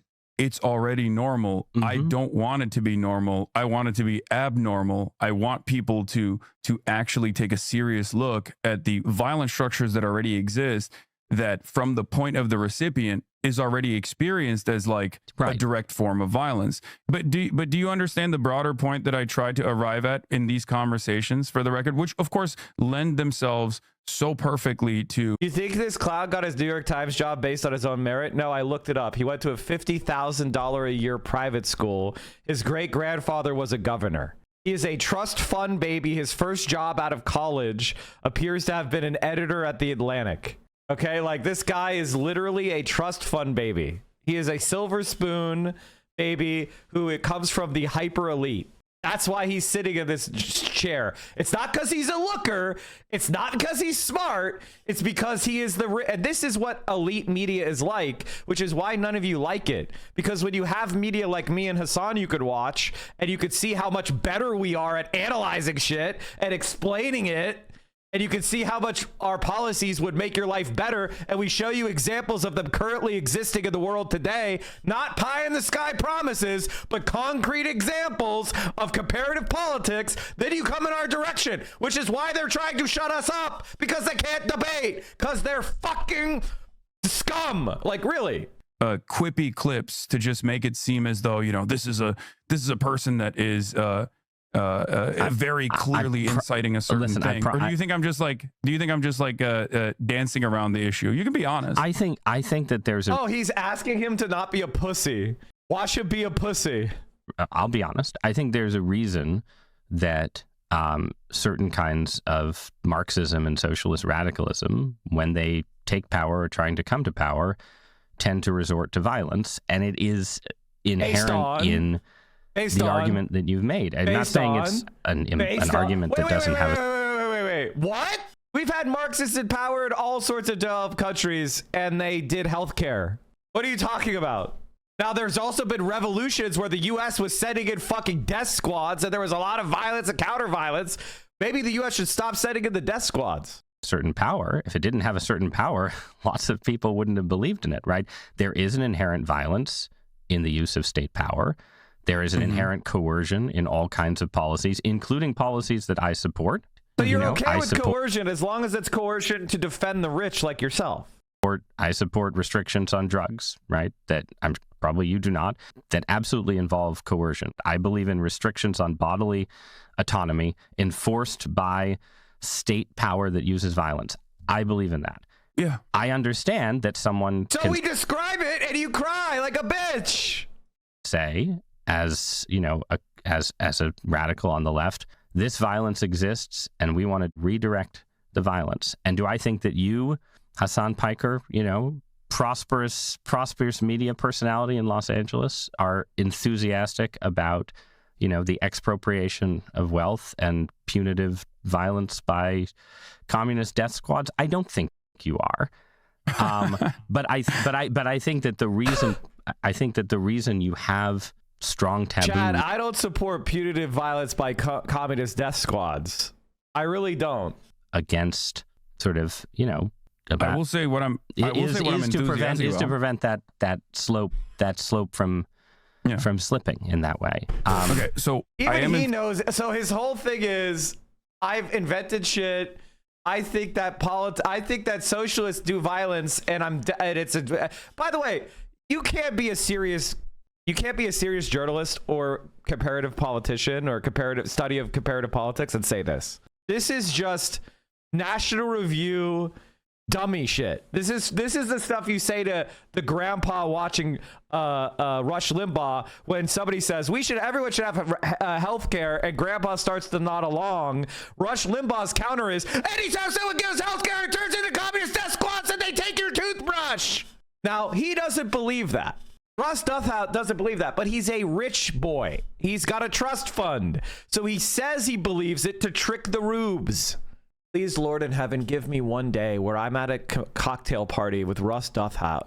That's all I want. Please, please, please. Lord, please let me have a conversation with him face to face. My Lord in heaven, please. I just want to share a whiskey sour with him. Enthusiastic about the expropriation of wealth for people such as myself as well, in the form of taxation, though. And that's basically the grand design that I have. Right now, though, no one's going to deplatform you. You know, Twitch is not going to suspend you for saying that you want to raise taxes on the rich and use the force of the state to take. But what do you think?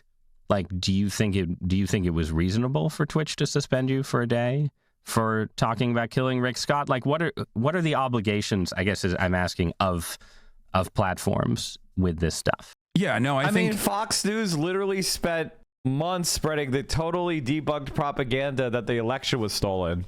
What was their punishment? I think the number one thing you have to do when you see somebody like Russ Douthat is the first thing you have to say, I'd love to have an interview with you, but it has to be in person. That's the number one thing you have to do with conservatives like this. Because especially if you're Hassan, if you're in the physical space of this guy, he'll be a lot more obsequious. I think it's understandable that Twitch did that, which is why I apologize for the use of my language as well. Like I said, there are certainly instances where it's an emotionally charged conversation, or I'm being careless, and it comes across, it reaches an unintended audience that sees it as in this like super short format in a very negative way. It's unfortunately a byproduct of the medium that I'm in. But you're okay. Real-time discourse happening with random anonymous accounts. But you're okay with some kind of taboo maintenance here. Oh, for sure. Yeah. In order for... Well, that's what the bans do. They stop you from making money, or the suspensions. That's what they do. They stop you from making money. You say, hey, you can't do this. Even though you weren't inciting violence within context, we are putting down a marker. Don't use this kind of analogy. Now, I don't like that. I don't agree with it. I want to say right off the bat, Hassan should not have been banned. It's not my ban, so I get to talk about it. I'm not going to be punished for saying Hassan should not have been banned. That was a ridiculous ban. He was not calling for violence. The context is very clear that it was an analogy. He was highlighting through hyperbolic language that they don't care about Medicare fraud because they have a Medicare fraudster in their caucus. He wasn't saying anything about violence. He wasn't calling for Mike Johnson to arrest Rick Scott or kill him. That is bullshit. It's very clear. No one thinks that. For normal discourse to flourish, obviously, some kind of terms of service need to be implemented. You know, like a direct call to violence. I do not agree. I don't agree with this. I personally feel that Amazon should not be censoring me, and they should not be controlling the backbone of the fucking internet and having some sort of content-based moderation policy that is not democratically derived.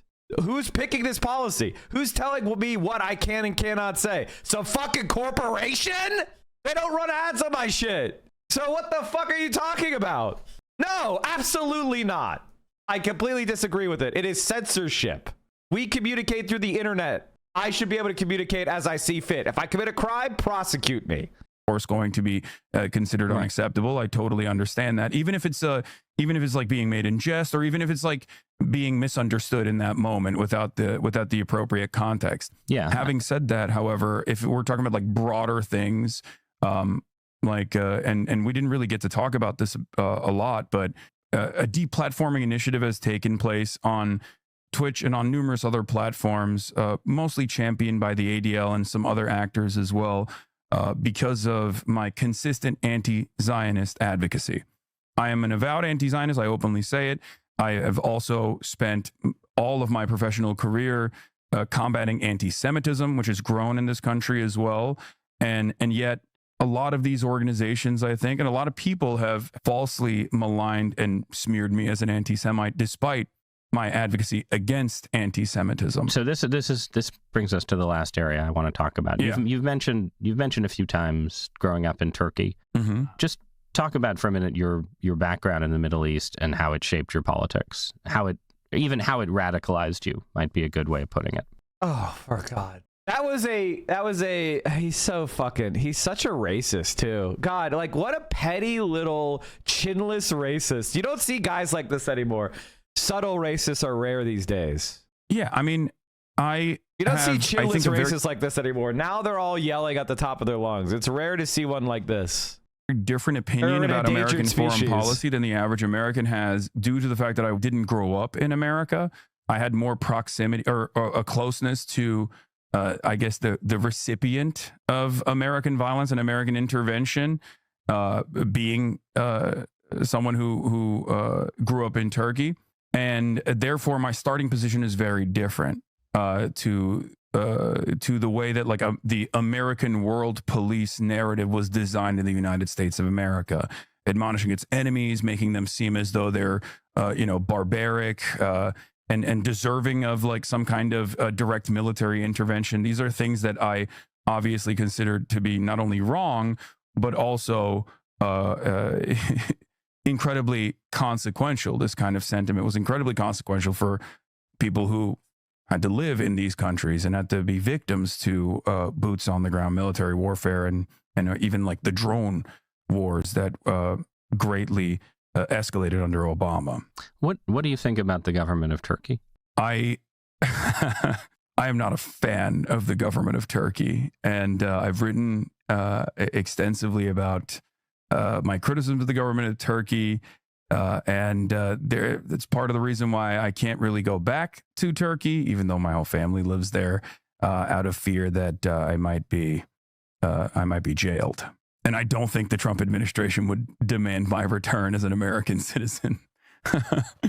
I'm curious how you think about how left-wing politics and Middle Eastern culture and Islamic politics fit together. And I understand you're not a Muslim. You don't consider yourself a Muslim and so on, I mean, right? But I say I'm a Muslim you're culturally because, like, I'm culturally Muslim in the same way like Muslim. Many secular Jews are Jewish, or many American Protestants say that they're Christian, but they're not really. Right. So I'm going to ask you for a take, and based on that background, because I'm really interested in the ways that sort of conservative forms of Islam and the culture of the progressive left right now.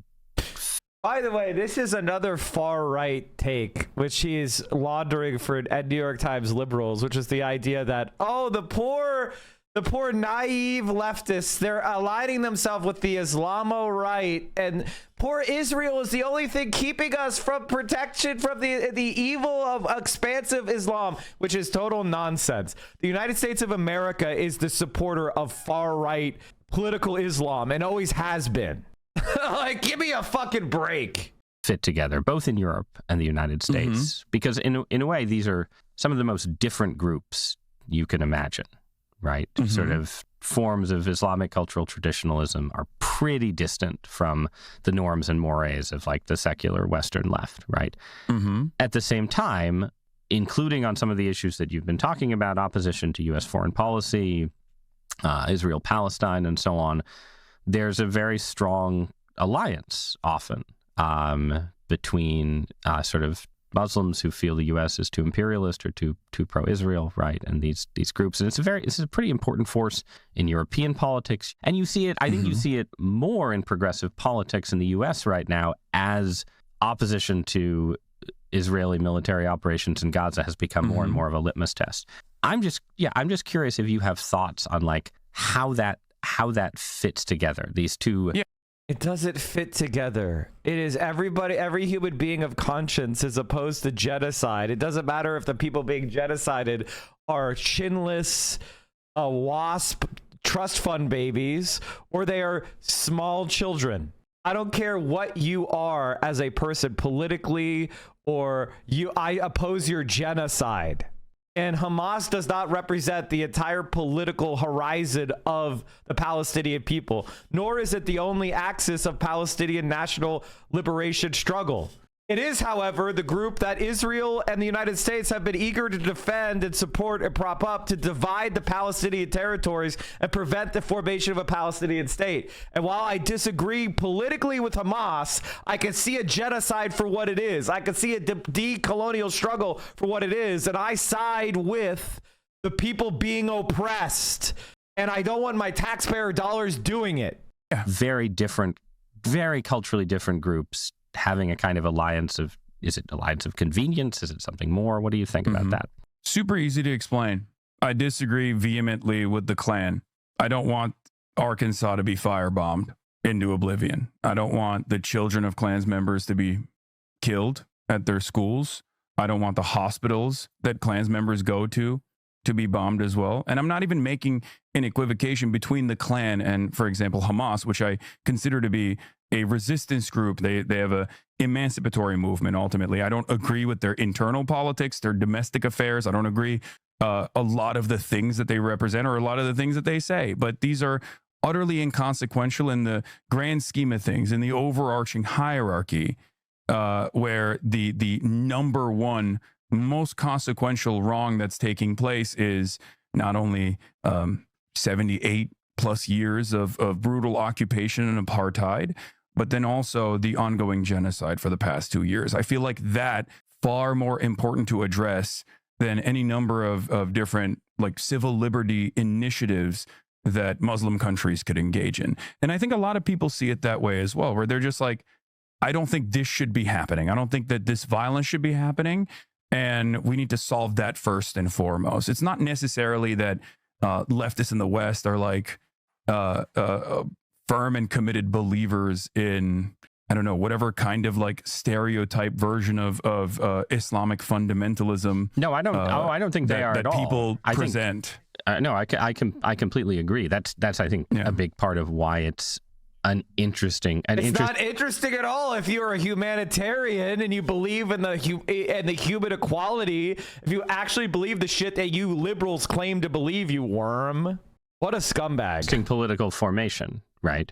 I'm going to run with the Klan analogy just because you offered it to me, right? Like if there was a war against a small political state controlled by the KKK that followed in the aftermath of the KKK going out and killing a lot of African Americans, black women and children. Okay. And the larger region consisted of a bunch of regimes that even if they weren't fully KKK had some sort of white supremacist, Okay, hold on. Let's just pause this completely. Ross, let's just stop this analogy for a second. Which countries? Saudi Arabia? Syria? Lebanon? Syria? Jordan? Qatar? The United Arab Emirates? Like, what are we talking about here? Come on. You mean American ally, American ally, American ally, American ally, American ally, American ally, American puppet? Like, what are we talking about? What are we talking about here? This is a pile of horseshit. There is no chance of any kind of existential threat to Jewish people. None. But there is a current genocide and existential threat happening to the Palestinian people, a stateless, occupied people, you scum! At all were authoritarian and so on, right? Like, I feel like a lot of people would see a little more complexity in that drama than you do in the way you talk about Israel and Zionism. Yeah. And I should say, I think opposition to and skepticism of the Israeli strategy in Gaza is totally understandable, and I've expressed it myself, right? But you're something more. Again, you're an anti-Zionist. In fact, you've said, as long as we're doing KKK things in one of your arguments, you've said sort of, a certain kind of Zionist tendency should be treated the same way we treat neo-Nazi tendencies, right? And then that kind of rhetoric shows up around. Because they believe in an ethno-state with Jewish supremacy, and they are colonizing and stealing the land illegally.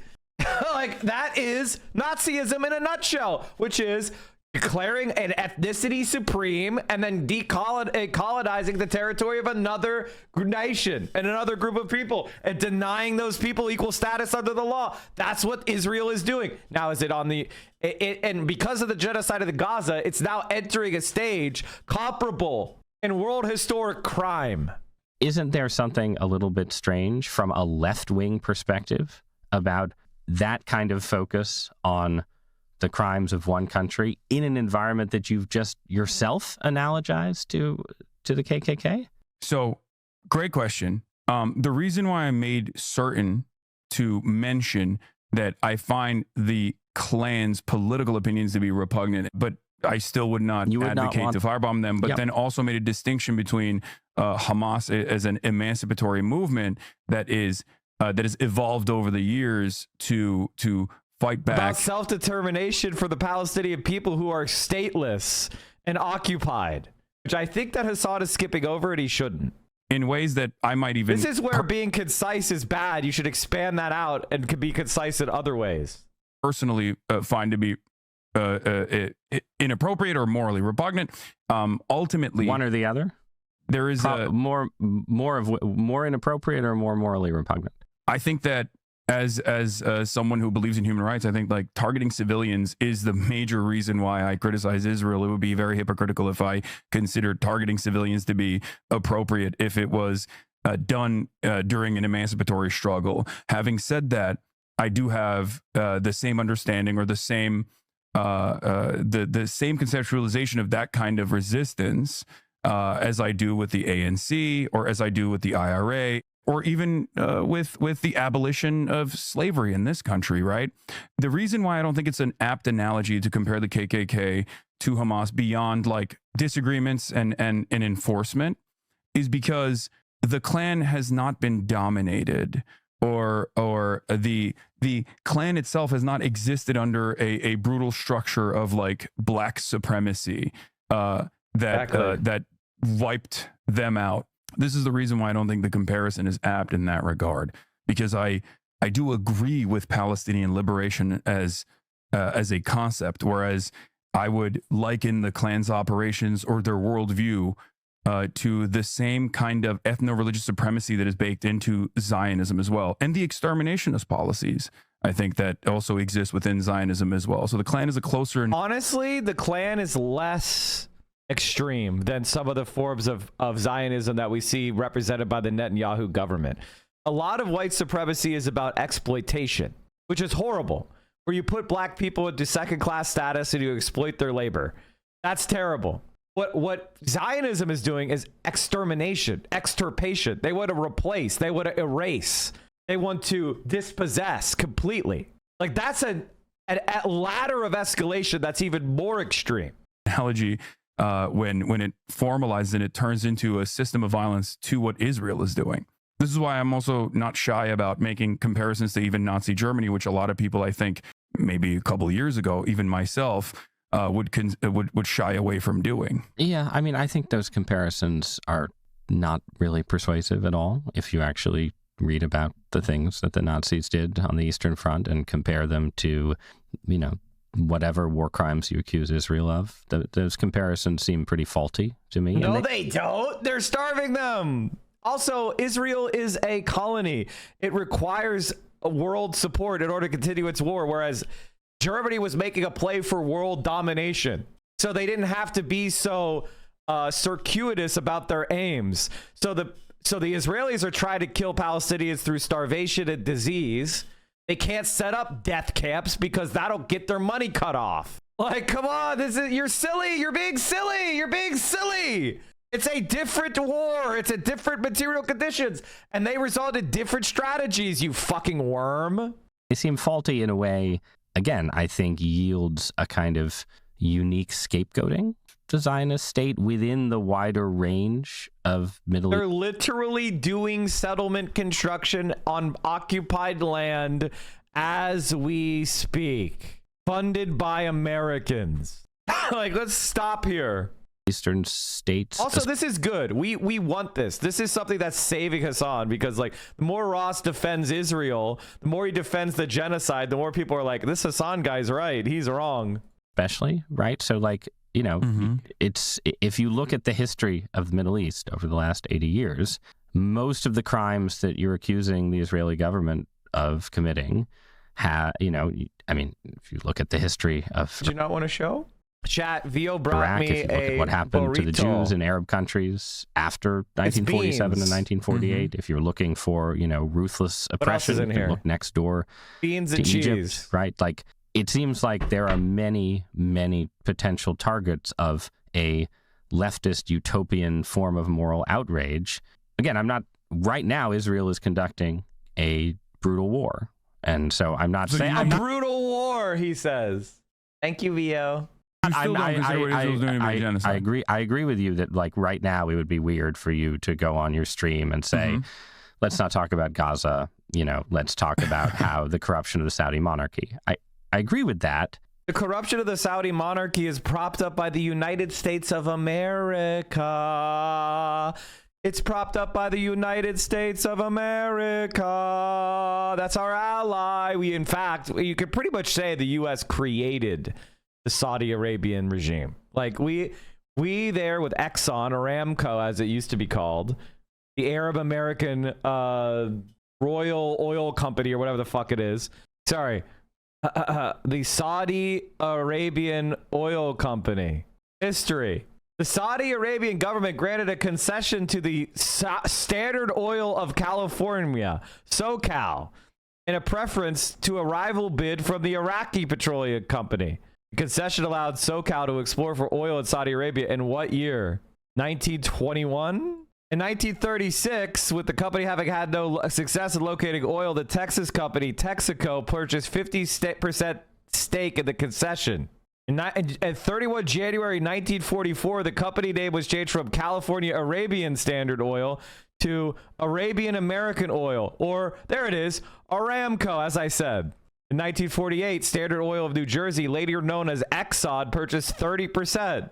So Connie Vacuum, later Mobile, purchased 10% of the company, with SoCal and Texaco retaining. So these are all America's biggest oil companies.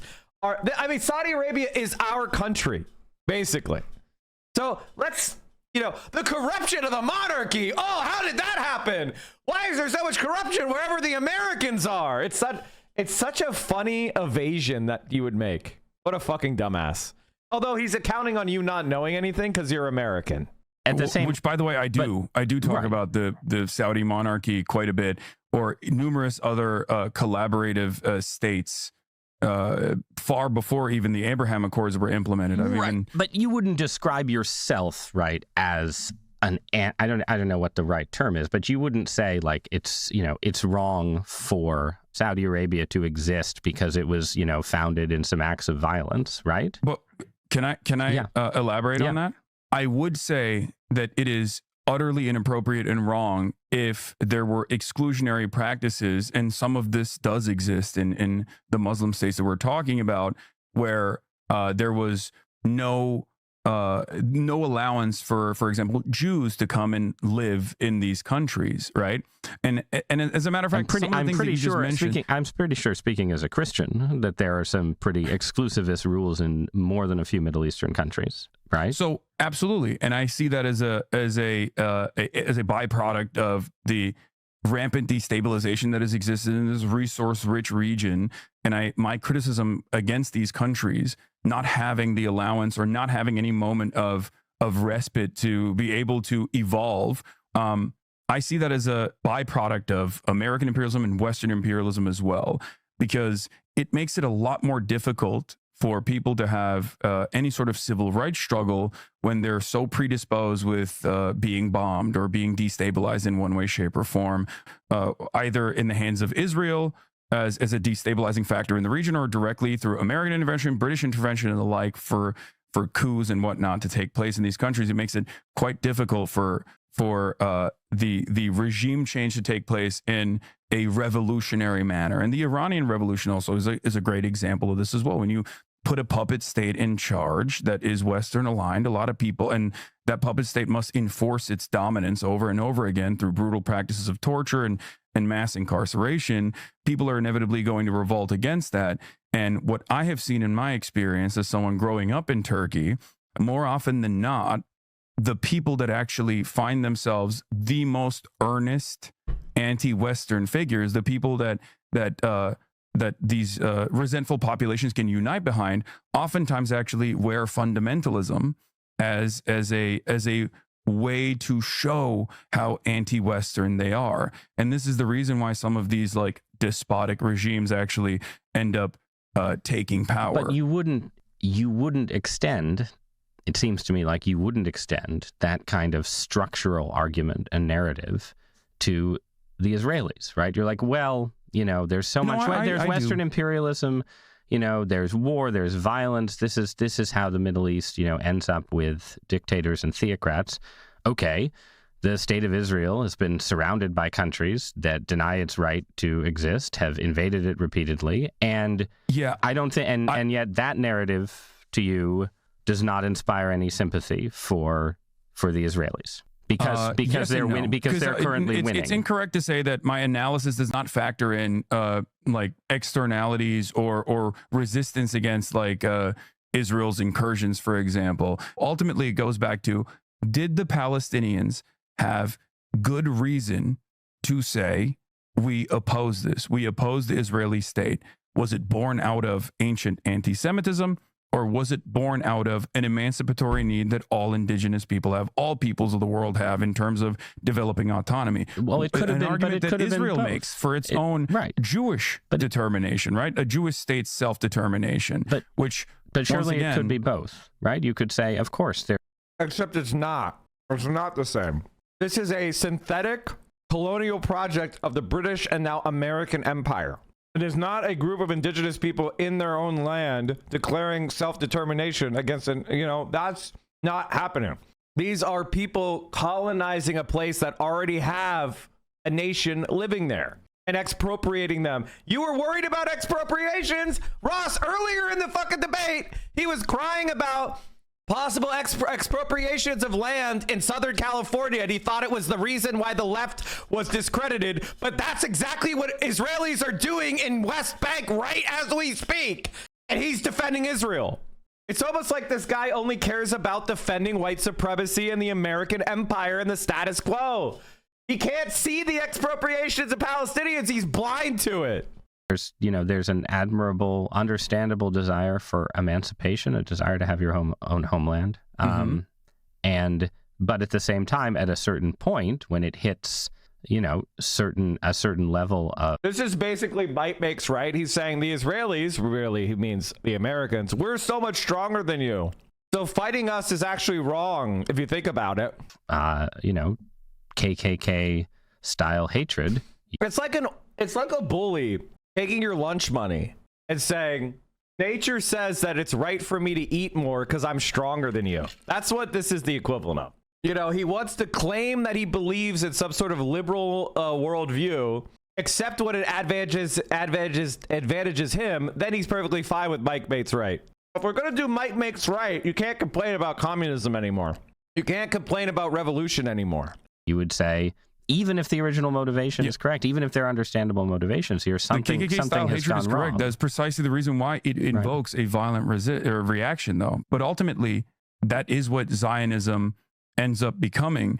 And if left unaddressed, this inherent contradiction, this notion that of Jewish self-determination is presented as like a totally normal thing. Everybody has self-determination. People have a right to develop their own nation state, but this one specifically has demographic concerns that require the eradication or the mass displacement of the indigenous population that do not fit the in-group, the demographic in-group. And that is at the heart of this problem of how certain societies get more and more comfortable with fascist violence. All right, I see this as a dual problem in America as well as Israel. So let's just take that, because I know you have to go stream. This is the last. I mean, I can talk about this all day, by the way, especially on the New York Times. I mean, this is not. I'm sure you will be talking about it all day. Some of us though don't have the same stamina. So I'm just going to ask a last question off that point. Right? You're talking about parallels between the Israeli situation and the U.S. situation. You know, you're talking about the idea that the Israeli situation represents fascism facing resistance. The U.S. situation, obviously, lots of people on the left consider Trump a fascist. This is a very dark narrative. And one of my... What are you, a child? Are you brain dead? Man, let me tell you, the Dirkweiler Brigade, that's really dark. The Warsaw Ghetto purge was really dark. The Night of the Line dark, you know, the Nazis breaking through the Ardennes forest and through the circumventing the Maginot Line. That's really dark. That's what happened, bitch. What are you? What are you talking about? Recurring sort of themes over the last month has been watching the left as an outsider and seeing it go dark, in effect, get really, really pessimistic. You are the fascist. You have Donald Trump. Donald Trump right now is saying that he has the right to impound, that there is no power of the purse with Congress. Donald Trump could choose to not spend the money that Congress has appropriated. They are kidnapping Americans out of their homes. Optimistic. Yeah. I want to ask you about that, about nihilism and despair. You have a worldview, you know, that has a very bleak vision of the U.S. empire as a global force. I wouldn't say that. Okay, so tell me why you're optimistic. Let's end there. Yes. So what I constantly, and I see this as well, I think nihilism is a major problem in the increasingly alienated, increasingly isolated, permanently online generations that are born into a universe where they just have an iPad in front of them from the start. And that nihilism is born out of our lack of our inability to make changes, meaningful changes in the system. One example I will use is like the Black Lives Matter protest that took place. Black Lives Matter protests took place. A lot of people in the aftermath of these lockdowns were very frustrated. They saw something that was so patently unjust, and they wanted to make demands. They did all of the right things. They protested. Some of those protests actually with police intervention in some instances turned even violent, right? Many people were arrested as a consequence of this. The broad majority of the protests were started off peacefully, and the argument was perfectly reasonable. We have to do something about the unfair practice of policing in Black and brown neighborhoods and the systemic racism that exists within the criminal justice system. And it's an argument that I also, of course, agree with. After that, they also then turned around and voted. They voted for the Democratic Party. Joe Biden won over Donald Trump. There was a period of celebration, but no change actually came. The same structures of oppression existed, and the Democrats actually presented an alternative. They spent most of their time criticizing the activist-born defund the police movement without trying to understand exactly what that meant. Basically, the political normie, they did everything by the book, and no change came. What do you expect in the aftermath of that but nihilism? But my solution to that has always been to maintain revolutionary optimism. I tell people not to succumb to nihilism all the time. I tell people to maintain revolutionary optimism.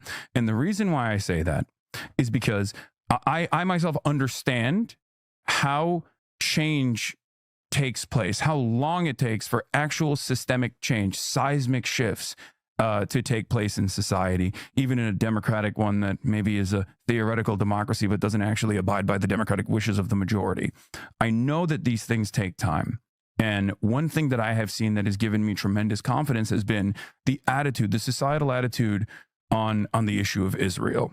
I think the sheer brutality of Israel's conquest over the Palestinians, what I and the international community now recognizes as a genocide, has, I think, made people, in spite of the media sanitation, made people reflect on that and made people recognize the truth. So that actually gives me a little bit of hope that I think people do have the capacity to see exactly what's going on and have the capacity to recognize right from wrong and to demand change, no matter how impossible said change feels. Hasan Piker, thanks so much for joining me. Thank you for having me. You're very welcome.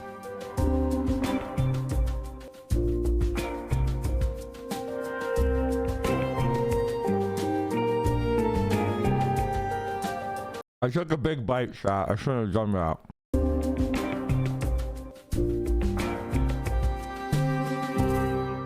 It's important to understand that, like, I have always seen this coming, chat.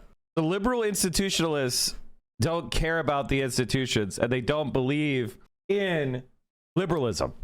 Liberalism is a dead ideology. There are no one believes it. Even the so-called liberals are really just status quo defenders and defenders of the current worldview. And the people that built these institutions used to call them liberals, so they call themselves liberals out of tradition.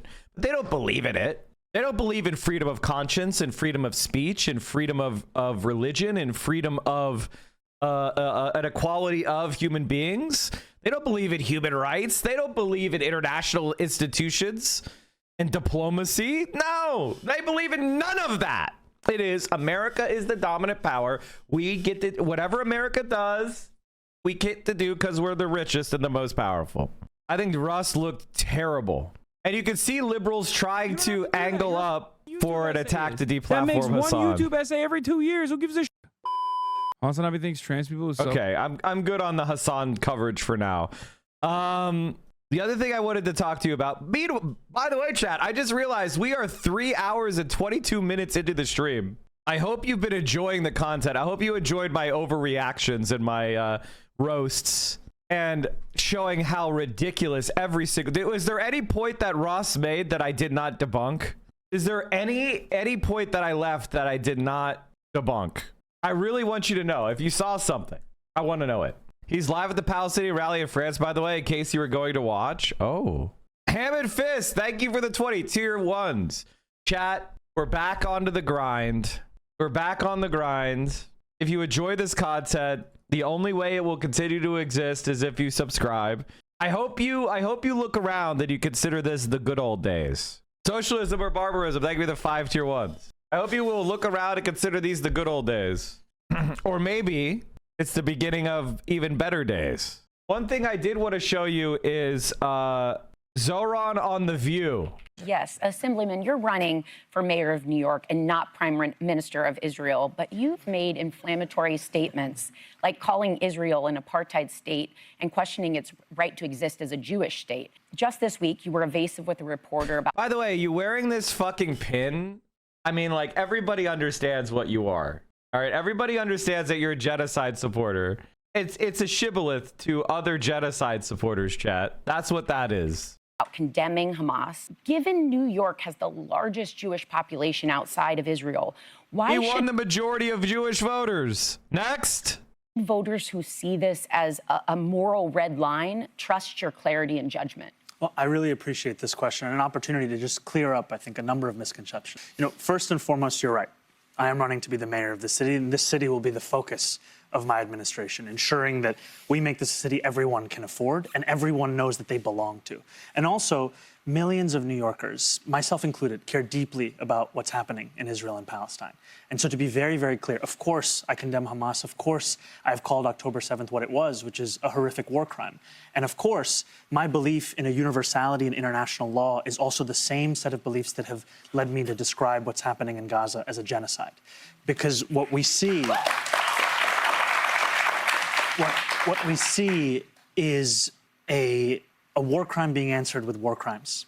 And what we see is every single hour, the Israeli military killing a Palestinian child for close to 2 years. And it's a horror that many New Yorkers feel so deeply. And my job, I can't stop that as the mayor of the city. I can make clear my own values, my own commitments.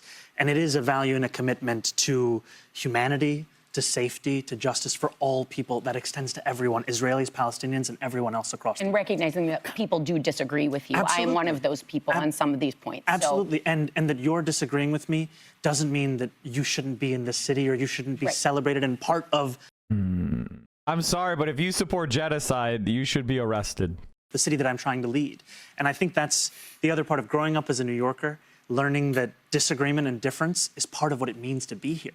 And I want to be a mayor, not just for the people who voted for me, not just for the people who agree with me, but every New Yorker. And that means that if a New Yorker disagrees with me about Israel, I'm still fighting for them to make sure that they can afford this city, be safe in this city, and see this city as their home. By the way, chat, I want you to understand, this is called being normal. I want you to understand that while I think that if you support, I think if you're a real genocide supporter, yes, obviously you should be prosecuted. He has said he wants to arrest Netanyahu. That was for me. Most people don't want, they're not looking for that energy. They don't want, I mean, like on the left especially, unfortunately, all of you people are so fucking soft. We have to do this. So I like Zoran. He's being normal, and he's tried to diffuse the idea he's some sort of fire-breathing radical like me. Well, so one of the things that I've heard you talk about is making the city affordable for everybody, and that you're going to put a tax on people who make over $1 million bucks. What I want to know With an is... exception for Joy. Think again, my friend. But listen, on day one, why aren't you going to big corporations like Amazon and Google and making sure that they pay what could really help the city raise up and get us where we need to do? Because I need to hear somebody say, because it's the thing nobody says. They say, oh, we're going to make people pay, but they're not clear. They came in, they said, we're going to make these jobs, people are going to have these, they're going to have work. But then they had to fight to unionize because they're not getting paid enough. Absolutely. So I don't understand why the focus, if the focus is for New Yorkers to be lifted and New York State to be lifted and in the right perspective, why the focus isn't on the companies that could be doing a lot more for the places have their places, but it doesn't happen. Instead of the individual or including the individual tax corporate? base? You mean corporations should... As I said, Amazon and Google, corporations who don't seem to pay the same kinds of taxes everyone else pays. Look, if you were running for mayor, I'd be voting for you. Because I think, Whoopi, to your point, the corporate greed that we're seeing in this country, it cannot be separated from the level of inequality that people are living through. And one of the key revenue proposals I've put forward, our agenda from the day we started was about freezing the rent for more than 2 million tenants, making the slowest buses in the country fast and free, delivering universal childcare. So no longer would a family pay $25,000 a year just to find childcare for one kid. And what we've said is that two of the main ways we'd pay for it, one of them would be to raise the top corporate tax rate. This is a corporate tax rate that applies to the most profitable companies that do business in the state, like the ones that you've named, to that of New Jersey. So it would just match that of our neighbor, 11.5% that they have over there. By matching our neighbor, we would raise $5 billion a year. And that would be money we could reinvest into working and middle-class New Yorkers' lives so that everyone could afford it. So you don't think that would drive them out of the city, then? No, so the nature of our tax law is that applies to any business doing business here. They could be headquartered in Miami, but if they're doing business here, it applies to them. And the reason that I believe they'll keep doing business here is because this is one of the largest economies in the world. Everyone wants to be here. And when you talk about, because people think everybody that makes money does not care about the city. And sometimes I think it's important for folks when you're talking about raising taxes also on people, because the people who have money keep the city going. And sometimes people feel pushed out of the city because the zillions that they're paying, whether it's for the MTA, for the bus, for the this, doesn't seem to be appreciated. So I just want to make sure you understand people want to make the city work. And people will back you if everybody is paying their fair share. Absolutely. If everybody pays, then I don't mind paying. Just some folks are paying, I'm not happy. And Amazon is not paying, then you're not happy. Right. You know, okay. And I think it's exactly as both of you have said, right? You look at some of these companies who are making the most amount of money in the world, and you're asking, why are they facing less regulation than the bodega on my corner? Yeah. It makes no sense. No. And that's why you have You're to gonna fix it. Yes. You have to have a policy that, on the one hand, makes it easier for a small business to flourish. You cut fines and fees by 50%. You say no longer does a person who wants to open a barbershop have to fill out 24 forms, go to 7 agencies, go to 12 in-person events. You actually make it easier to be an entrepreneur, and you ensure that these companies that are making money hand over fist are actually paying their fair share. And you're going to do that? Yes, ma'am. The wealthy they exist from the subsidization. And honestly, most rich people get rich through government. They don't get rich through some like invention or something. It is through government action, licenses, defending a patent that you didn't even invent, but you bought. The top U.S. 4 major cities are New York, Chicago, Los Angeles, and I know a lot of people are going to give me heat for this, Philadelphia. Every other city, or Boston or Philadelphia is number 4. I'll let you say Boston. Every other city in America is basically just a stretched out suburb with a few towers. Boston and Philly are the only other like cities. I mean, honestly, LA is like a glorified suburb for most of it. It's so so tightly packed, and that it counts. Hello, Atlanta. I think if you're super hyper sprawled, you don't get to be called a city. That's me. LA is the only exception because we have to. All right, what else do we want to talk about today? Okay. Oh yeah, the protest. America, the Flotilla. Wait,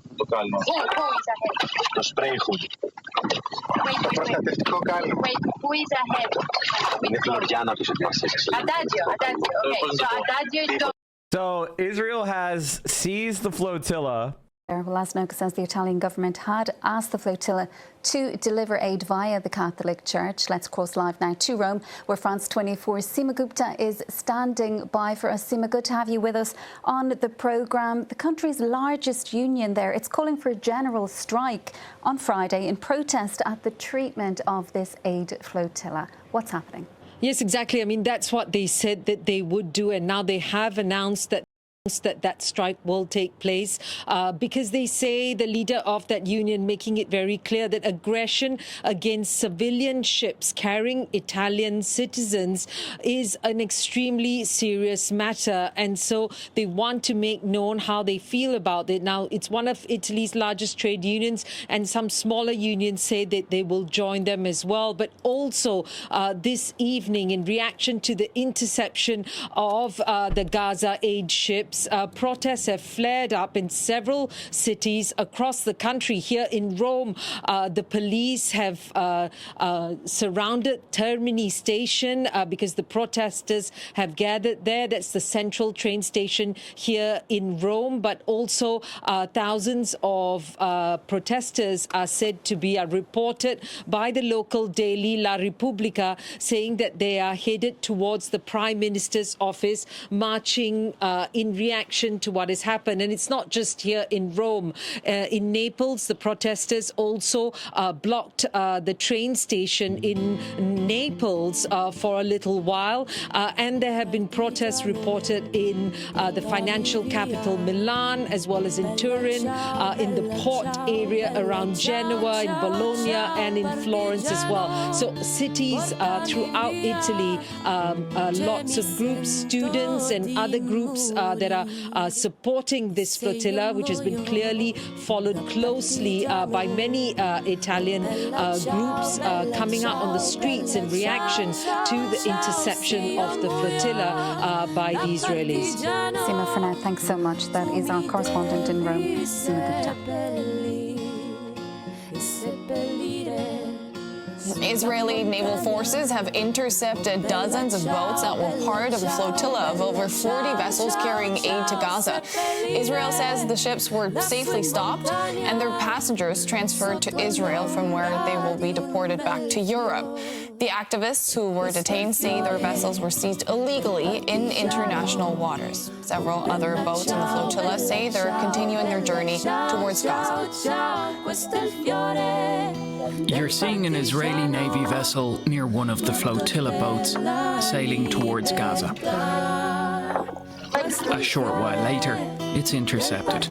Like, look at this shit, dude. Israeli military officers board the boat and detain the Pointing guns at people. Innocent people that are unarmed. Activists on board. And here the same happens on another vessel. The global Sumud flotilla is made up of more than 40 boats. In total, around 500 people from dozens of countries were on board the vessels. They include politicians, lawyers and activists. Their aim to transport humanitarian aid for Palestinians in Gaza and break the Israeli blockade of the enclave. Israel has previously said the flotilla is violating its, quote, lawful naval blockade and asked organisers to change course. The Foreign Ministry said it had offered to transfer the aid to Gaza. In a post on X, the ministry said several vessels of what they called a Hamas Sumud flotilla, despite no proven links to the Islamist group, had been, quote, safely stopped and those aboard were being transferred to an Israeli port. They added, referring to the climate activist Greta Thunberg, Greta and her friends are safe and healthy. In several posts on Telegram, the global Sumud flotilla wrote that Israeli naval forces intercepted and boarded the boats in international waters.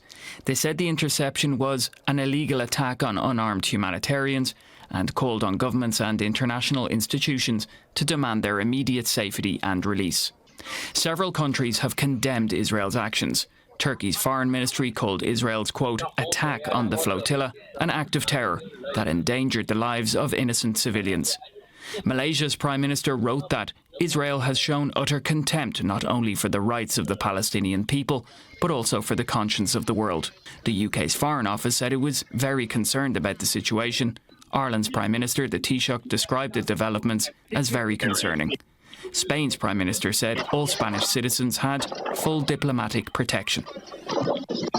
Israel's actions against the flotilla sparked protests in several countries, including here in Greece, in Argentina, and in Malaysia. In Italy, unions have called a national strike on Friday in support of the flotilla. I want to take a closer look at the protest the interception of the Gaza flotilla has triggered in Italy and bring in freelance journalist Alina Trabatoni. Alina, good to see you. Now, demonstrations in a number of cities last night. How much support do the activists have among the Italian public? Well, you can visibly see that the support is massive because as soon as the news broke out last night, people just took to the streets. Around, tens of thousands of people flocked around, literally. I saw people running to protest and to demonstrate across Italy in 100 squares. And there is an informal poll going around, circulating in Italy, whereby it would have 80% of Italy's population urging and wanting the government to take a very firm stand against Gaza. So the support is massive. Now, it needs to be said, this is not an official poll, it's not a government poll, and it's not an institutional poll. But I am told by sources that the Italian government cabinet has seen the numbers, and that it is raising concern. Against Gaza, you say, I'm assuming you mean the actions of the Israeli military against the members of the flotilla. Now, many world leaders, we heard it in our report earlier, have criticized the flotilla's interception. What's the Italian government's stance here? The actual poll is requesting that Italy recognize the state of Palestine as opposed to the flotilla. I think pretty much everyone in Italy agrees that the flotilla should be allowed to go through because it is considered humanitarian action. And whilst the Italian government has fallen short of recognizing the Palestinian state and of calling the violence there genocide, it has very much underlined the fact that the flotilla is a humanitarian aid mission, so much so that the Italian government actually allowed for an Italian Navy frigate, an Italian Navy ship, to escort the flotilla, the 50-ship-strong flotilla, until yesterday, until it had to turn back, because obviously it was there to support and safeguard, but it could could not be embroiled in any sort of warlike or aggressive actions that could have been looming up ahead. Yeah. Prime Minister Giorgia Meloni has slammed Italy's largest union for calling a general strike for Friday. Do you expect people to follow the call? And if so, what kinds of disruptions could a strike cause? Well, we've seen a flavor of the disruptions we can expect last week when many people, tens of thousands, took to the streets in Rome and in many of the big Italian cities. And we also saw some foresight last night when demonstrators occupied stations across the nation. The station of Naples, the station of Pisa were taken control of. So we're expecting many people out on the street because the incredible attraction of this protest for society in Italy is that it goes beyond political colours. The Flotilla is considered a humanitarian mission. Many people are cheering on the last 10 boats that are managing to break through the blockade and are on their way to Gaza still, unless they're stopped before they arrive. Obviously, their arrival will be just a symbolic action because it's not going to do much to alleviate the suffering of a population that is under bombs and is suffering severe famine and malnutrition. But everyone is very much supporting this, and many people are expected out on the street. Elena Trapattoni joining us from Milan in Italy today. Thank you so much. We're seeing moments. I don't want to get overly optimistic, Chad. I don't want to be overly hopeful.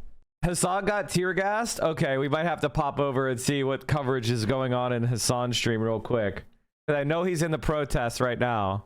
Governments like against Spain, but even Italy, who's governed by Meloni. Where was the tear gassing? Yeah, we got. Where was the tear gassing? Oh, here it is. This is so Hassan. Like, this is. When I make jokes like that, sarcastic. This is aura. This is Hassan's aura.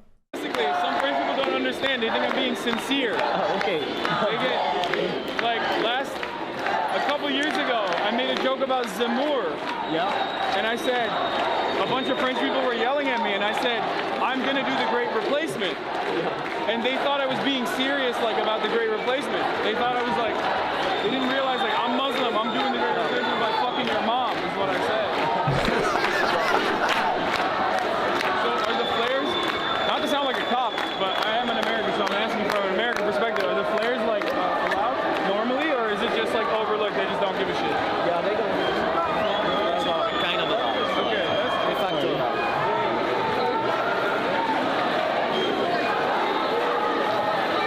It's also something that comes from the football stadiums. A lot of links between the ultra. All right. For sore eyes. So.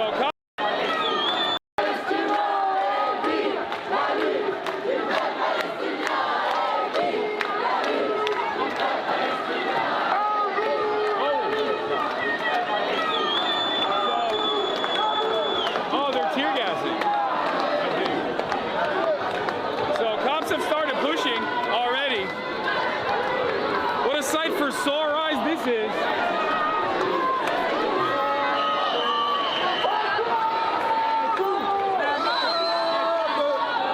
No, people are chanting. Everybody hates the cops.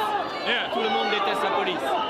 They're chanting, everybody hates the cops. Yeah. How do you say it? Tout le monde déteste la police. Tout le monde déteste la police. Yes. Tout le monde. Okay, ladies and gentlemen, it's Amir Ismail from Gaza, and this is an urgent update about the situation and about what's happening with the global Sumud Flotilla. After they intercepted the volunteers on aboard the global Sumud Flotilla, I just wanted to say a message for the global Sumud Flotilla volunteers that we appreciate all of your efforts, and it's such an honor to see people are risking their lives for our children in Gaza to break this legal siege. You didn't reach here at the shores of Gaza, but we are so thankful to you, and we appreciate all of your efforts.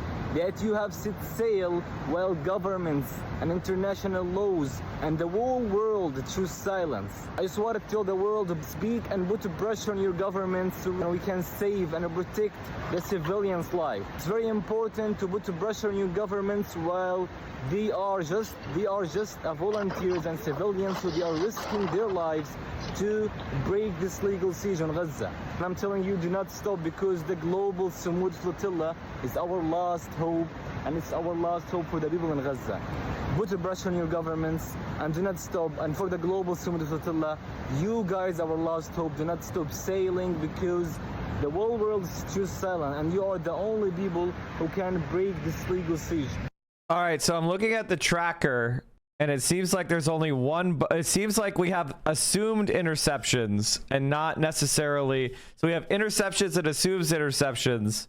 And there's one that's still sailing. He was like a bit south of the rest of the flotilla, so maybe he wasn't picked up yet. But it feels like the tracker makes it easy for Israel. We have one boat that seemingly has strayed in, but it seems like maybe the tracker broke, or because we're flying straight as an arrow and we have no speed. Of course, Israel already has all the info. I know they do. This is, it's just so frustrating that regular ass people are the only people that are trying to run this blockade. Nice to meet you. It's so cool that Hassan could go to a fucking Palestine protest in Paris, and he's got people walking up. Like, that's so cool, man. It really is. And that's why they hate our guts. They really hate Twitch. Democracy first in this country. The Popular Front won fair and square, and he's too busy. More tear gassing. Go back, chat. More tear gas. Pouvez pas, yeah. Okay. Like, because Primo, like, No, I know. rioting, they don't know that. You know that. They just, like, you have the habit, like, with life and everything. I do as well. I also think, like, you filming the riots and, like, the protests and everything is very important, because I feel like more and more, like, youth people are starting to come to riots, and that's very good. Like, I feel like Gen Z is seeing the images, like, that we are taking, and they are feeling inspired, and they are organizing, and I think that's awesome. Yeah, there's no other way to do it. They're not gonna magnanimously decide to do the right thing. It's very obvious, especially when there's so many financial entanglements involved. When there's a profit motive involved with continuing the defense of Israel's genocide. So this is what you got to do. Yeah. Thanks for everything. No problem. Nice to meet you, man. Cheers. Have a great day. What's going on? Are you liking France so far? Pretty good. A lot of the same old stuff, man. This feels like home, honestly. Yeah, it feels like home. Feels like LA. Oh my God, it's crazy to see you here. I've been watching these streets for so long. Hell yeah. Grew up politically with you. That's awesome. Well, I'm glad that you're here. My girlfriend's watching the stream right now. He's Shout safe. out Sally. He's safe. Look at that. Hassan Abihed at a protest outside, has a girlfriend. Yeah. That's what I'm talking about. She's from New York. She came here 2 weeks ago. She was here on September 10th when we did the protest here. So, teaching her the French ways, basically. Yeah, I mean, the American ways are no different in many respects. But you guys should go back to your ways, the original American ways of revolution. I know. There's not. These are way better organized, I would say. Like, we have a couple groups in America that they're trying to consider terrorist organizations now. But the labor unions here are and the numerous other advocacy organizations here are much more prominent. So that's good. All right. Nice to meet you. You want to take a photo? Yeah, of course. All right, let's do it. That'd be great.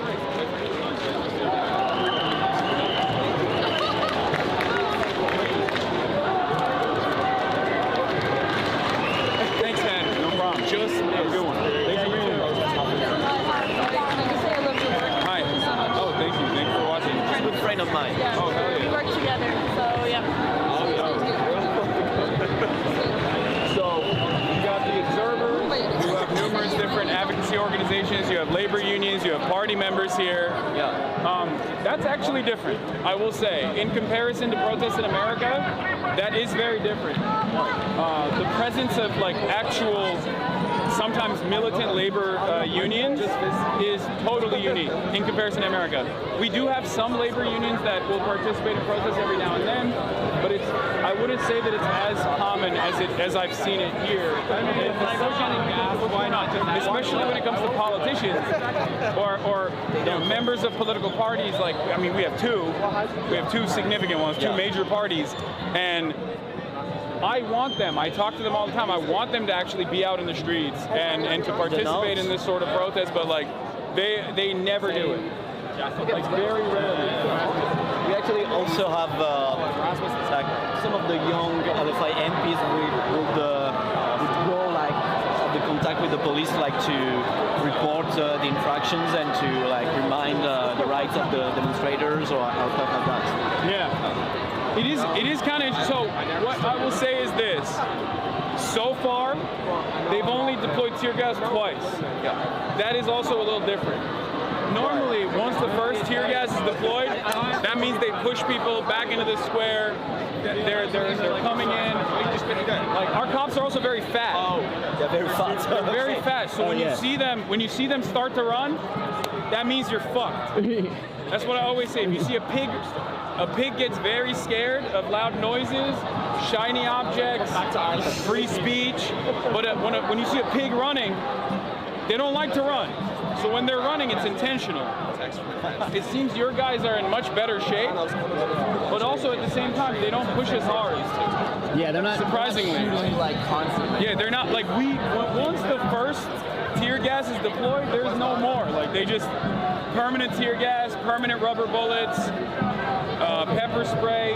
We have also civilian clothing, plainclothes officers all around the crowd. I'm sure you guys have that too, where I've seen plainclothes officers run up to the press pool from underneath from underneath the bridge, and like you have federal law enforcement on top on the rooftops shooting at the press.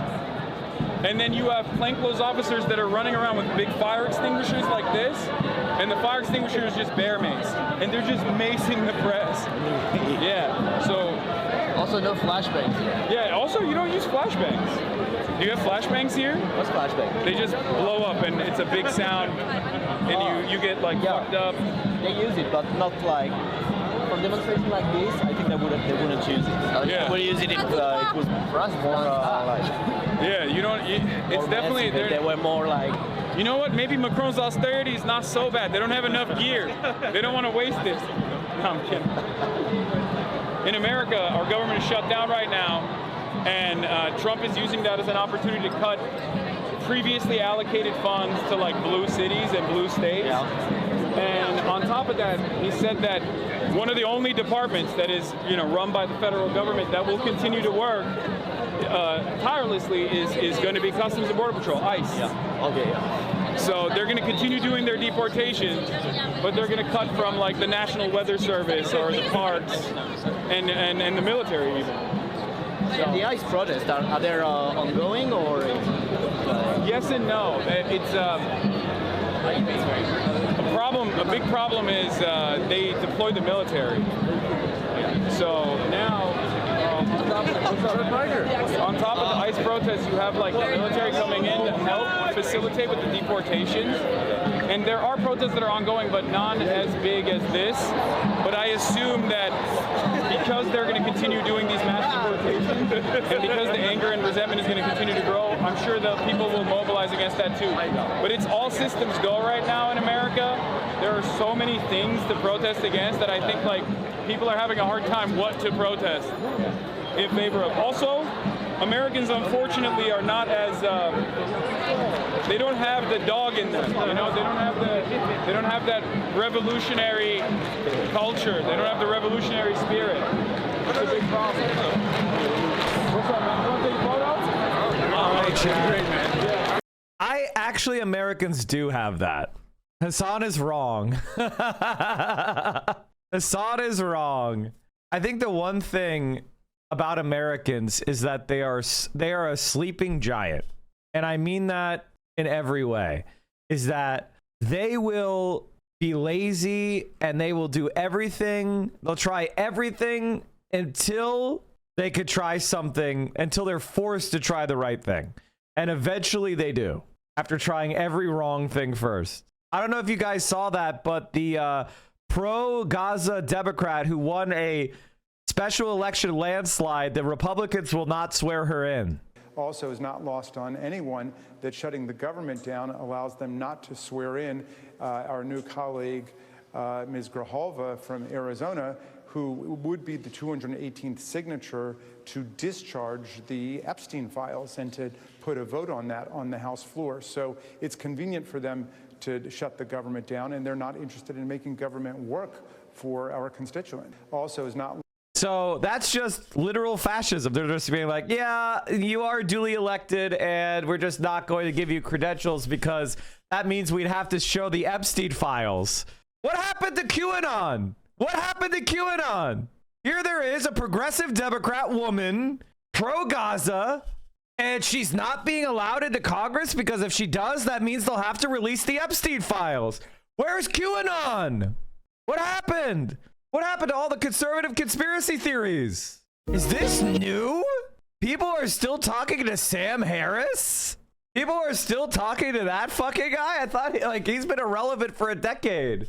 Why is this why is the David Frum show with Sam Harris? I guess it's the once a genocide era, you always, as long as you supported the invasion of Iraq. Oh, this is the other thing I wanted to see. I was walking here. AOC and Bernie. Okay, I want everybody. I'm going to say something that a lot of you are going to whine about, but this is reality. There is no one else. I need you to accept this in your fucking bones. I hate it as much as you. I've been saying, hey, Sean Fain, come on, Sean, but it doesn't seem like he wants it. This is it. So stop your bitching and get with the program. I was right. I called it years ago. AOC is it. In Washington, D.C., and who did I bump into? One of my favorite members of the United States Congress, Alexandria Ocasio-Cortez. And one of my favorite senators. All right. Anyhow, as everybody knows, we are now in Mogged. I'll give her that. That was good. He was like, one of my favorite congresswomen or congresspeople, and she was like, one of my favorite senators. That's good mogging. Government shutdown. Republicans are attacking Alexandria, attacking me. Why didn't you vote for this clean CR to keep the government open? Well, there's nothing clean about it. This is one of the dirtiest tricks that is being pulled on the American people right now. Starting today, October 1st, and throughout the rest of the month, Americans across this country are going to start getting notifications that their insurance premiums are up to doubling. We're talking about... Say that again. Your monthly insurance premiums are going to double for millions of people across the country. At a time when we're already paying, by far, the highest prices in the world for healthcare at a time when people can't afford it right now. So what happens? That means people getting bankrupt over chemotherapy, people going to the pharmacy and not being able to get their insulin. And frankly, it means a lot of Americans are going to be in danger. And Republicans want us to rubber stamp that. So what are we going to say to that, Bernie? Well, I'll tell you, it's not only be in danger. Let's be clear. And it doesn't make me happy to have to say this, but there have been studies out there that when you combine doubling premiums for the ACA and then throwing 15 million people off of Medicaid and the ACA, the result is, according to studies at Yale and the University of Pennsylvania, 50,000. Mike, explain what mogging is. Mogging is just when you make the other guy look foolish. That's what mogging is. It's like if somebody tries to get one over on you and you flip it around, you're mogging them. Low-income, working-class Americans will die every year. All right? If you don't have the money to go to a doctor and you're sick, and that's what we're looking at. That's what this clean bill is about. Mm-hmm. And so Republicans want us to rubber stamp that, and we're saying no. We need to stand up for the American people. We need to stand up for our healthcare system, and if they want our votes, they need to make sure that we're protecting every American and making sure that we can do what we can to continue to make healthcare accessible, affordable, as we work to make it a human right for all. Right. So let me just back that up. Remember, right now, our healthcare system is broken. Right now, we're the only major country on earth not to guarantee healthcare to all people. And these guys want to make it even worse. We're not going to let that happen. No, we're not. Thank you. Onward. I think that, yeah, she should be very, very, very aware of how all of us can become a little bit shrill when we yell. And it's misogynistic to point it out, but I think that it is what it is. Like, if your voice is breaking as a man, you need to try not to do that as well. It's just good voice practice. And I think they look good here. This is a good post. It's a good post. They look like human beings. They look chill. And if you're a leftist, you're like, oh my God, they're not talking about revolution right now. That's foolish. What you should be yelling at them about is not talking about the Gaza Flotilla. They should be calling for it. They should be calling for people to speak up about it. And I, honest to God, blame Bernie Sanders for people being so bad at this shit. It's like, come on. They're doing it. They're doing it. And voted in favor of the Republican bill to keep the government open. That is Democratic Senator Catherine Cortez Masto of Nevada. You just got reelected. Did she just get reelected? What is she doing? Did you just get reelected? Explaining her vote this way tonight by saying, quote, I cannot support a costly shutdown that would hurt Nevada families and hand even more power to this reckless administration. We need a bipartisan... What? I'm going to pass the bill that they want in order not to give them more power? What? ...solution to address this impending healthcare crisis, but we should not be swapping the pain of one group of Americans. Oh, did you see how much Pelosi hates AOC? Yeah, it's pretty funny. There was a thought from the Republicans that AOC is directing this, and she said that senators are welcome to go to her office directly. Is she driving that? Why are you saying such a ridiculous thing? I'm just quoting what AOC said. She said go to her office directly. Do you think there's any credibility to that? She's not directing this. She's wonderful. She's a real team player. They're so mad. They're so mad they can't control the way that people talk about shit. These fascists, like the Democrats are, for all intents and purposes, fascistic now. They were happy to talk about how great liberal democracy was as long as they control the mainstream media. But now that they don't control the way people are talking about politics, they're fucking furious, and they're buying it up, and they're going to control the algorithm. And you know, this is it. You know, we stood up against one genocide. They want to make sure we don't stand up against the next. Rest of that. You started by saying Republicans saying that she's directing this. She is not. Hakeem Jeffries is. And this takes a lot of experience, a lot of unity from the caucus in terms of the point of view. And that's what this is. She's an articulate spokesperson for her point of view. Hakeem Jeffries is leading this. There was a thought from the Republicans that AOC is directing this, and she... And the reason why they're molding is this. Trusted media at new low at 28% in the U.S. Republican confidence in mass media down to 8%. This is why they're winning, by the way. This is actually why they're winning, because the Republican Party and their dumb goons aren't able to control their messaging as well. So they accidentally get more successful, you know, kind of like natural selection messaging. And it works for the right wing. They love it. Republicans' trust of media is now down to 8%. That's crazy. Democrats, 65 plus, 69% support the media. How are you this stupid? You fucking boomers. How are you this dumb? Confidence in mass media is historically low, with fewer than 3 in 10 Americans now placing trust in newspapers, television, and radio to report the news accurately, fairly, and fully. Like, I'm sorry, guys, but this is it. It's cooked. It's fucking cooked. Americans for another. My source tonight is the independent Senator Bernie Sanders of Vermont, who also caucuses with the Democrats. And Senator, what do you make of your colleague's argument? Well, she is entitled to have her opinion. My own view, Caitlin, is we're living in an unprecedented moment in American history. We're looking at more income and wealth inequality than we've ever had.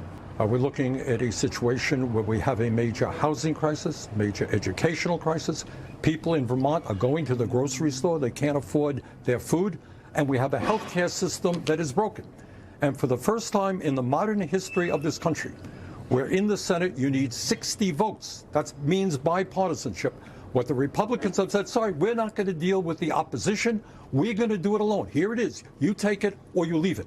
I will not take it, and I'll tell you why I will not take it. Just today, there was a report that came out from the Kaiser Family Foundation. This is what they said. 24 million Americans will see more than a doubling in their health care premiums. See what that means? People in Vermont and around the country cannot afford health care right now. So they just won't have health care. They won't have health care. And on top of that, what the Republicans did in Trump's big, beautiful bill is to throw 15 million Americans off of the health insurance they have. Another study came out, University of Pennsylvania, Yale. You know what that is?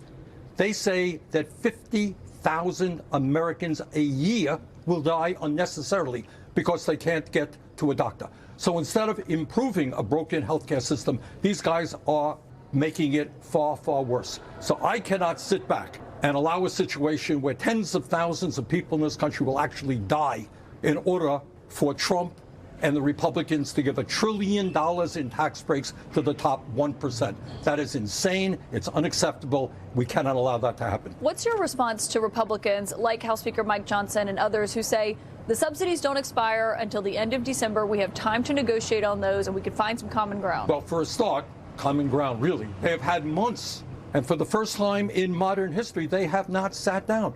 What has always happened is a majority, he talks about how 13 occasions they worked with the Democrats. It's true, because the Democrats in that case sat down with them. So what you need is a bipartisan solution. What these guys have said, it's my way or the highway. This is the way it's going to be. And that is kind of what Trumpism is about. There is no bipartisanship that could be had with Trump's party. Like, that's just silliness. It's just silliness. It's silliness. Authoritarian tendency that we're seeing in America right now. So are you telling me you're willing to vote no every time Leader Thunberg Damn right. I am not going to allow. Let me be clear. All right? You can quote me on this. You can quote me on this. We say in Vermont, till the cows come home. I will not let tens of thousands of fellow Americans die because they're thrown off of health care. In my state, people cannot afford a doubling in the health care premiums. We are already paying the highest prices in the country for health care. People just can't afford it.